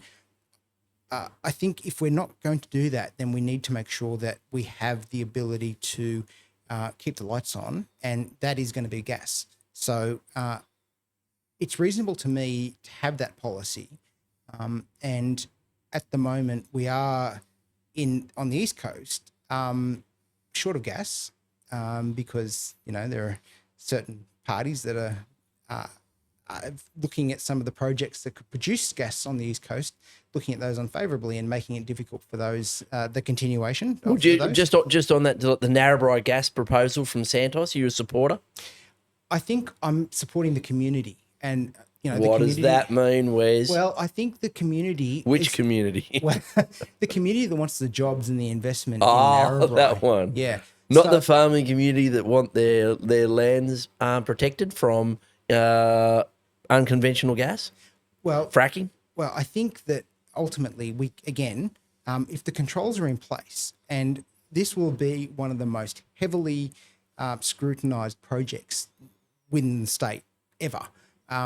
If it's ticked all the boxes, if it's got the approvals in place, and the planning is right, well then, it is good to go. But obviously, there have been a number of roadblocks put in the way that has meant that we aren't able to access that gas and that supply.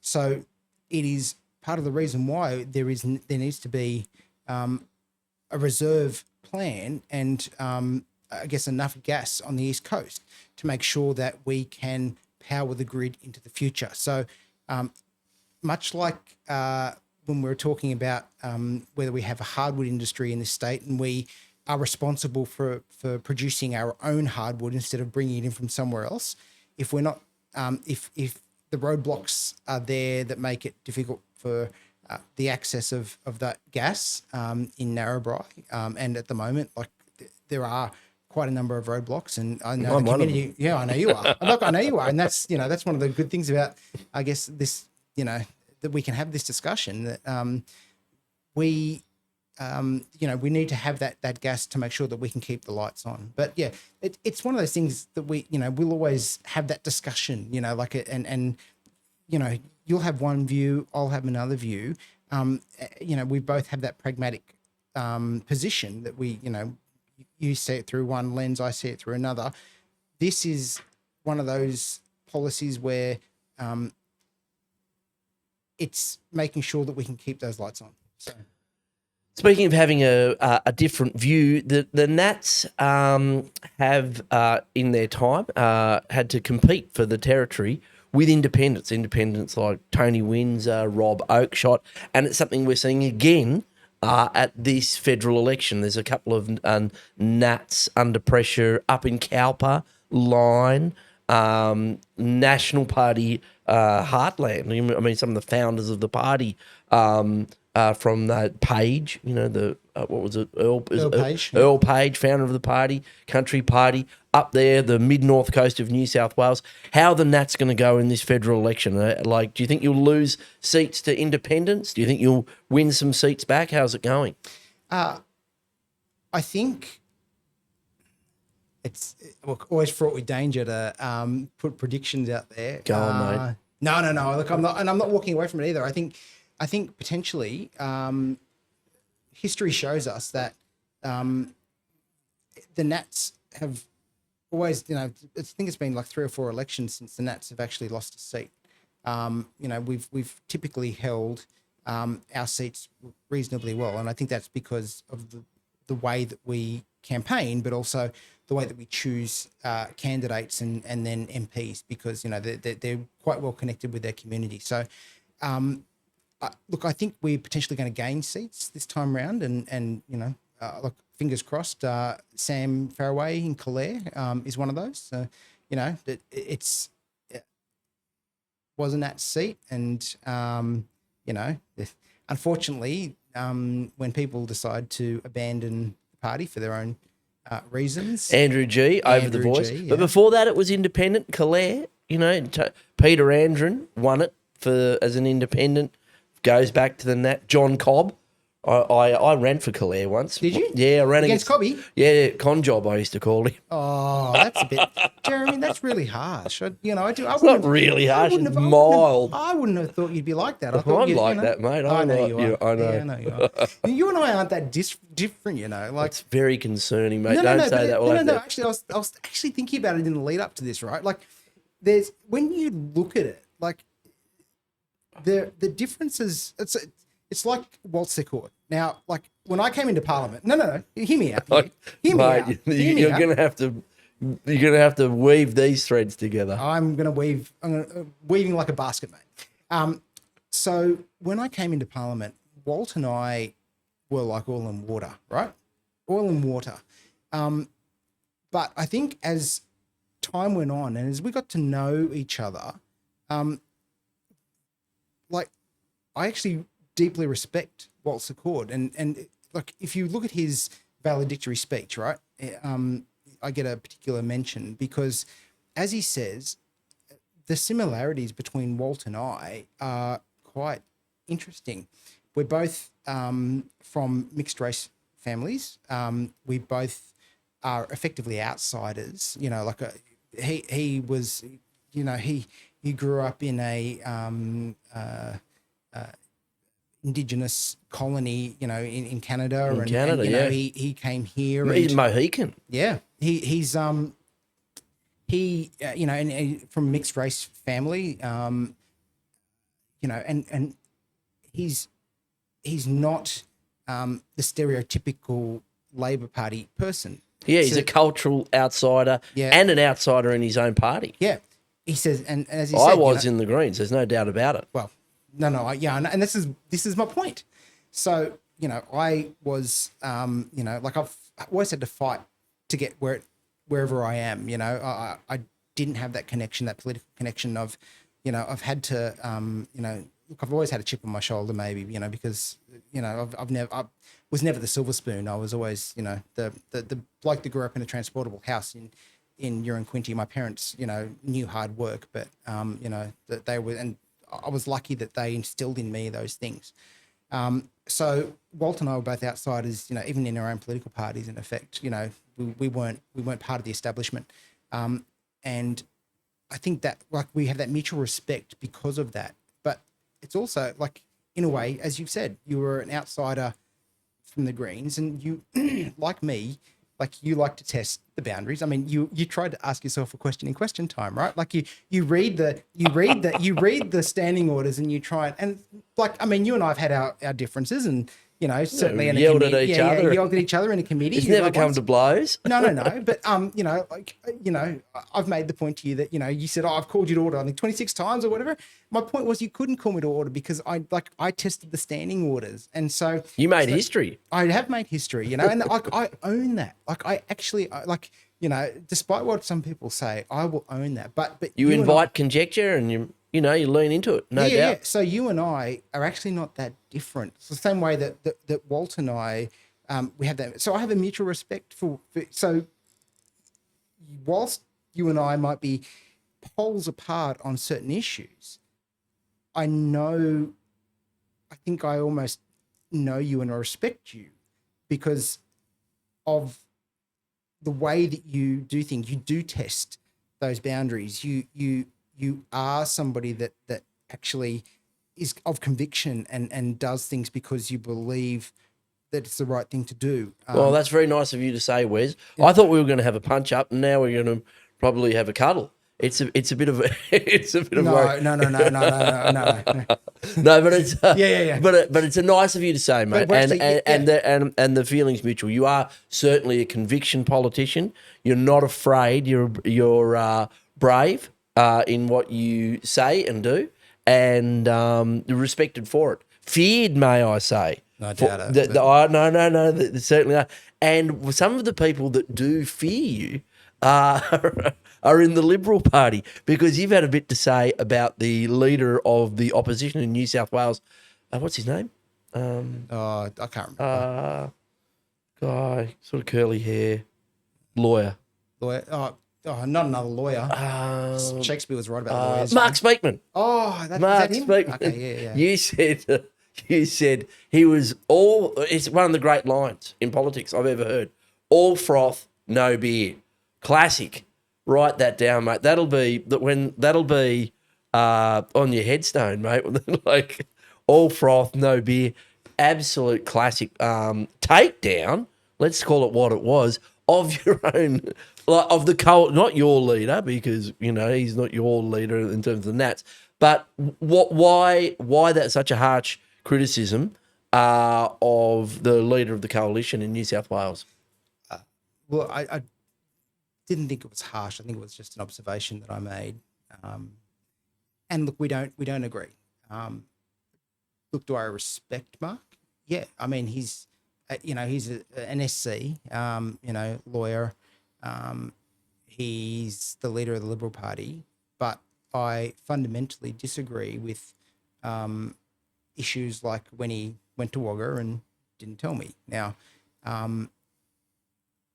look, because you spoke out, he turned up in Wagga, and there's been a bit of tension, let's say, because in New South Wales, when there's a seat vacated, so there's a retirement, the Libs and the Nats at the moment especially don't have an agreement about not contesting it, who gets the seat.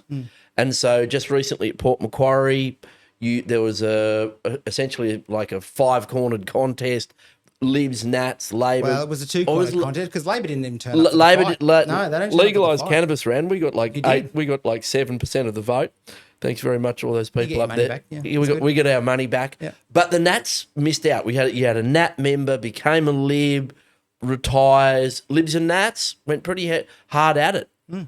Well, and I guess that's look, I was the GDMLC for that seat as well, and I only was appointed the GDMLC in January, and I think Leslie retired at the end of January. So it was a baptism of fire almost for me, and but I'll put that aside.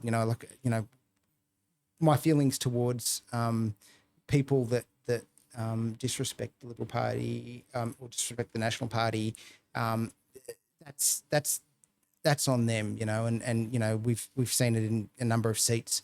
I'll do the job that I do to represent my party and the National Party, and I'll always fight hard for not only the party but my team, like those people that stand with me, even if I don't particularly like them, and I'm not saying that I don't dislike or do like anybody in my own party room, but it doesn't make any difference to me. I bleed green, as in Nats green.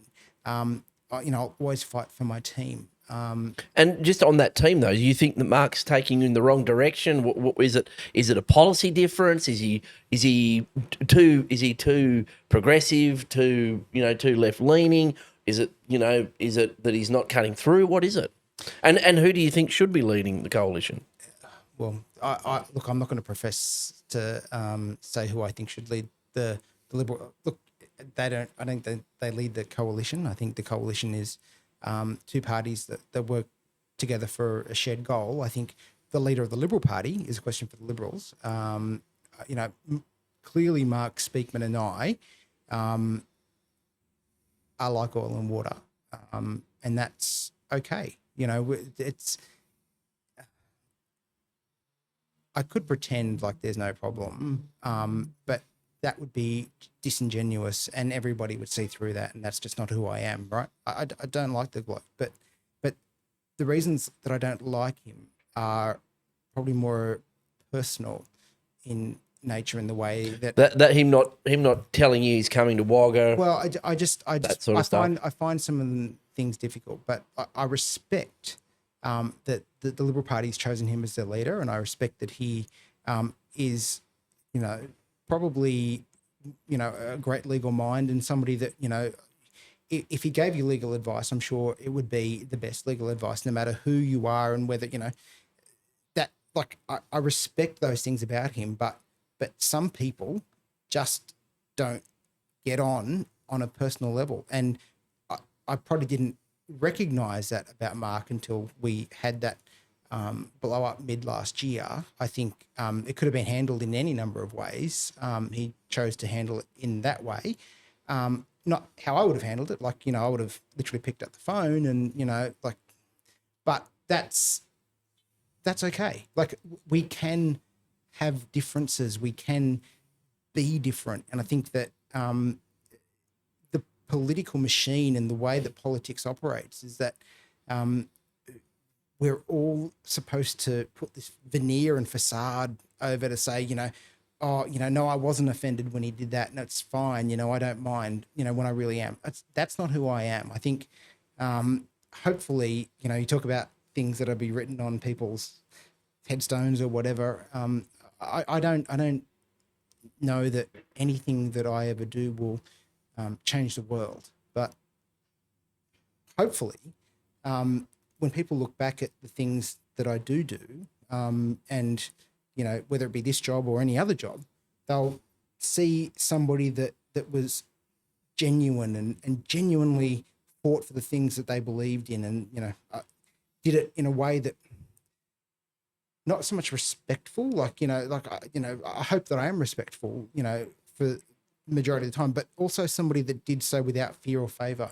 And whether you're the leader of the Liberal Party, the leader of the opposition, or the Premier, or the Prime Minister, President of the Legislative Council, the President of the Legislative Council, I think I fundamentally disagree with certain things, and you speak up. I don't think it's a bad thing to actually say that and to own it, and I do. You certainly do. Now, when one of your colleagues, Ben Franklin, after the most recent state election, was offered the role of the president, which is a very prestigious role, comes with a pretty hefty salary and a budget and basically, the oversight of the parliament, all the rest. He's in that, taking that role, taking one Nat vote off the table in the Legislative Council. You spoke up. You were pretty disappointed about it, weren't you? And I don't know what your relationship with Ben Franklin was like, but you young Nats coming up through the system sort of together, you've clearly known each other for a long time. Did you feel like that was a betrayal? I was disappointed. Look, betrayal, I mean, look, it's politics, right? Like, yeah. I think that ultimately what hurts the most about that is that the party room had made a decision that it wasn't going to put forward somebody for that position, because ultimately that the flow-on effects from having lost a number in the party room have been huge, and I don't think people actually realise the impact that it's had. So, for example, because Ben doesn't sit in your Nat party room anymore. He's still a member of the party, yes, but he's not involved in the day-to-day discussions on policy, procedure, tactics for the Nat party room or the coalition generally. Yeah, but see, the government would have had to have put somebody forward for that position. That's the convention. That's the way that the upper house typically and in practice has operated. They didn't do that. And, we've seen in recent times in the federal parliament, people like Peter Slipper have done, similar things. But big headline for him. What did they call him? I don't want to draw parallels because I don't think that Ben is Peter Slipper, and I think look, I still have a level of respect for Ben. Like, just putting that out there for what it's worth. But we were effectively 21-21. You say conservative and left wing, right wing. Even though with those crossbench, terms there can be And I mean, you're effectively a member of the Labor Party now. So, have you got your card with you? Because, like, I'm sure they've given you one, like the way that you operate. But, mate, you're like, they're the government. I want to get things done. You're the Labor Party. What have they given you? Like, have they given you have they legalized cannabis? Have they given you a hemp farm yet? Have they given you anything? Well, mate, they give you your SA52. I'll say, Wes, the reward for patience is patience, and you're a very patient man, Jeremy. I've always said that about you. All good things to those who wait, mate. So you make an investment, and hopefully down the track it pays off. Well, but look, mate, let's be honest here. They're the government. Yeah. They're the ones that are going to make the decision. The coalition. We'll get to it. The coalition, not big supporters of legalising cannabis. So. We've already had that discussion. Let's get to it. But let's get back. We're 21. 21. I'm in the Labor Party, apparently. Yeah, you're effectively a member of the government, pseudo-government. Because we said we didn't want to give up a number, right? And so had the government effectively put one of their members in as president, the flow-on wouldn't have just been in relation to, that position, but things like committees. I mean, the crossbenching government have effectively controlled the committees, and that has been one of the flow-on effects of this. The ability to oppose legislation or amend legislation has been dramatically impacted by that decision. And look, get inquiries up, all of that stuff, and because we've lost, like how often do you see the votes like 21-20? When there's no pairs, or if there are pairs, and welcome to my famous Kirk's sugar-free Kirk's. He's gotten a bit of trouble for too many Red Bulls, and so now he's on the sugar-free Kirk's. Shout out to Kirk's. Are they Australian owned? They are. Yeah, good. There you go. I mean, good Australian brand. I buy mine, but I buy them in bulk because I do drink so many. But I bought you a gift. It's time for a little sip of the Kirk's, sugar-free. Let's see how this changes my day. Feel better? It's nice. Passion fruit. It's good. Nice. And sugar-free. Sugar-free, good. Yeah. Good for that. So, those have been the impacts, right? But as a party room, we decided that we weren't going to do that. Now, I suspect, I don't know, but, I imagine that there was probably discussions.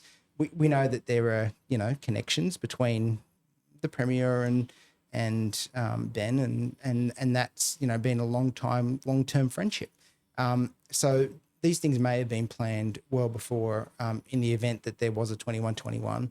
But as a party, as a group, as a caucus, and this part of the reason why this hurts is because whilst, we joked before that Nats don't have factions and the like, and, every other party does.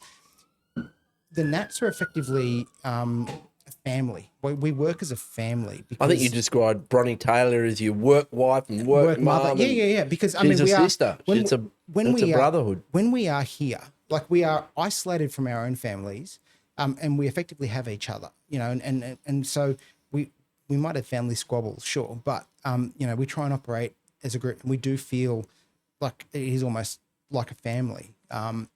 So I think that when there's that betrayal from somebody in your family, as what occurred, you do feel it. Now, is Ben a good president? Yeah, he is. I mean, he was always going to be. I mean, you're testing him out all the time, chirping away at him. Yeah, like you're in his left ear.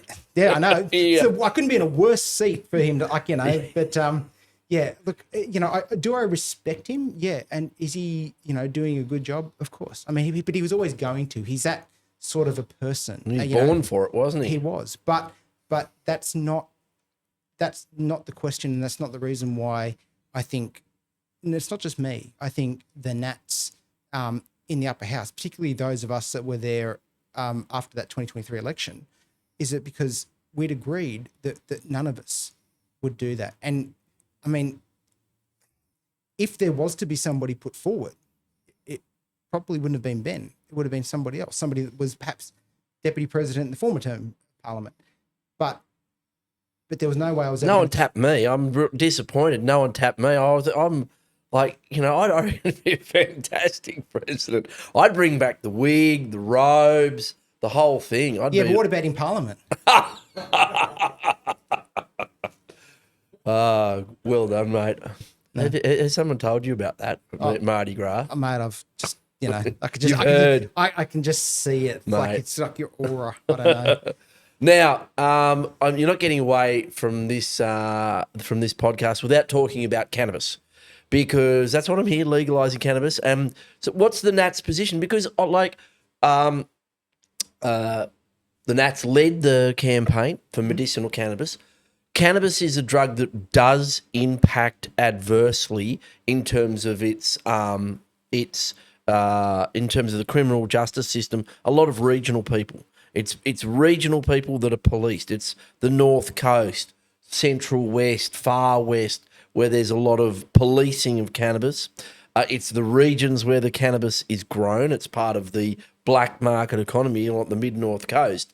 Like it's, you know, you go head back up into that dairy country. I'm not sure it's part of the black market economy. I think it's almost like part of the... Anyway, yeah. It is pretty much part of the economy. Yeah. Everyone, in May each year, everyone's going to town and buying a new, you know, air conditioner and a new ute and everything. It's part of the economy there. And it's a working class drug. Like the National Party represent working class people. It's regional people. I'm glad you acknowledge that. Well, it is. It's true. It's regional people. It's like a lot of people in those regional areas. There's a lot of working class work, manufacturing, heavy industries, primary industries, a lot of services too. But it's a working class drug. Why aren't the Nats on board with the rising popularity of legalising cannabis? Well, I've already said it once this podcast. I'll say it again. I sort of disagree with the premise of your question. In that, at the moment, it is illegal. Now, there are reasons why it's illegal, but that's not to say that there aren't avenues where its use could be of benefit. And I think we've already spoken about the use of medicinal cannabis, where somebody is terminally ill and has lost their appetite, and you know, it's one of the ways in which people can manage that in their last stages of life, and I'm hugely supportive of that. I think there's also potential benefit for things like depression and for treating some of those more difficult, not only psychology type issues, but things like depression and where there's a medical use and there's a medical benefit that's demonstrated. I think there is certainly an avenue for its use, and things like decriminalising driving under the influence of medicinal cannabis, where there's a demonstrated ability for somebody to operate on the level of cannabis that they're using. I think science and investigation will provide legislators with the ability to acknowledge and adopt the current systems to be recognising those components. However, I think whilst ever a drug is illegal and it's not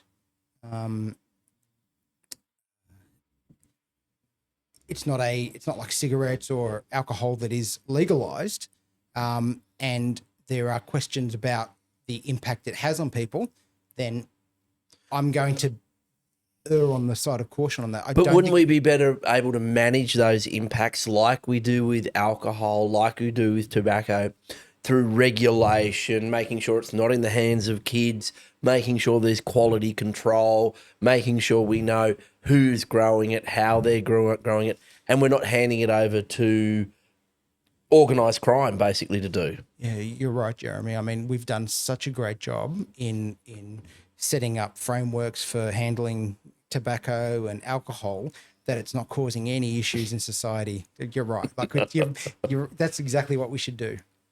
Okay, do you see my point? Oh, you're being facetious, but like, yes, yeah, certainly. But would it be worse if we just if we prohibited alcohol? Would it be worse? I think We tried prohibition, and there was a big temperance movement in Australia at the turn of last century. Yeah. You know, we didn't get up to prohibition in Australia, but the people really tried, and especially when we were becoming a federation, it was a really big issue.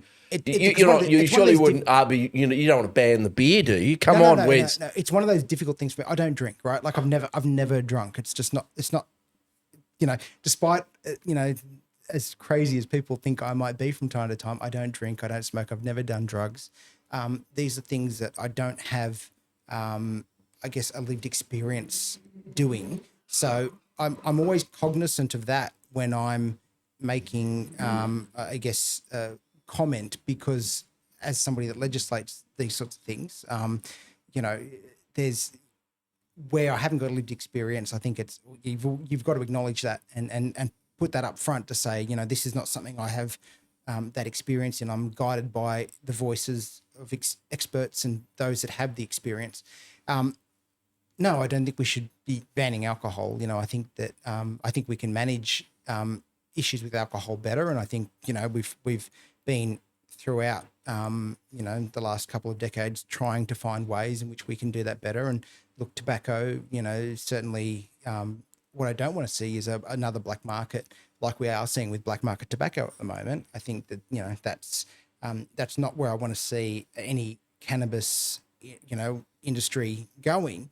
But again, I come back to it's an illegal drug. If the evidence and people like New South Wales Health and the Chief Health Officer were to say that having looked at the evidence, they would recommend that it be decriminalised, well, then that's something as a legislator I would look at and go, well, I respect those voices, and they are the voice that they are providing advice to New South Wales government. Well, you're opening the door there. Well, I know that, but at the moment they're not doing that.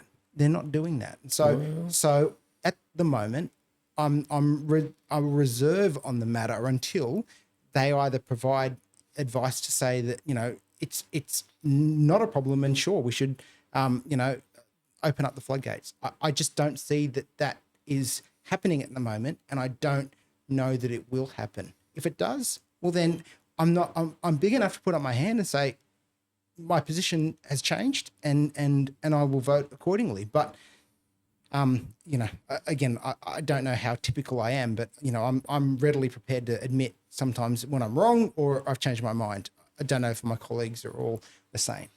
Well, it's on both sides of the aisle, I might add. It's a good thing to be able to do if you're going to be a good human being.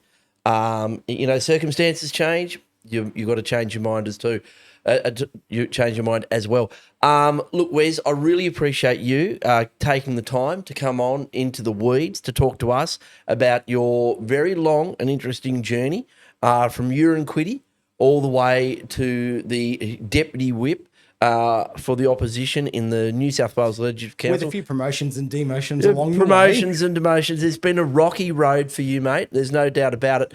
But a test of character is, how you bounce back. When, your life gives you lemons, you make lemonade. And you've certainly bounced back again and again and been a pretty powerful force for your community and in the National Party.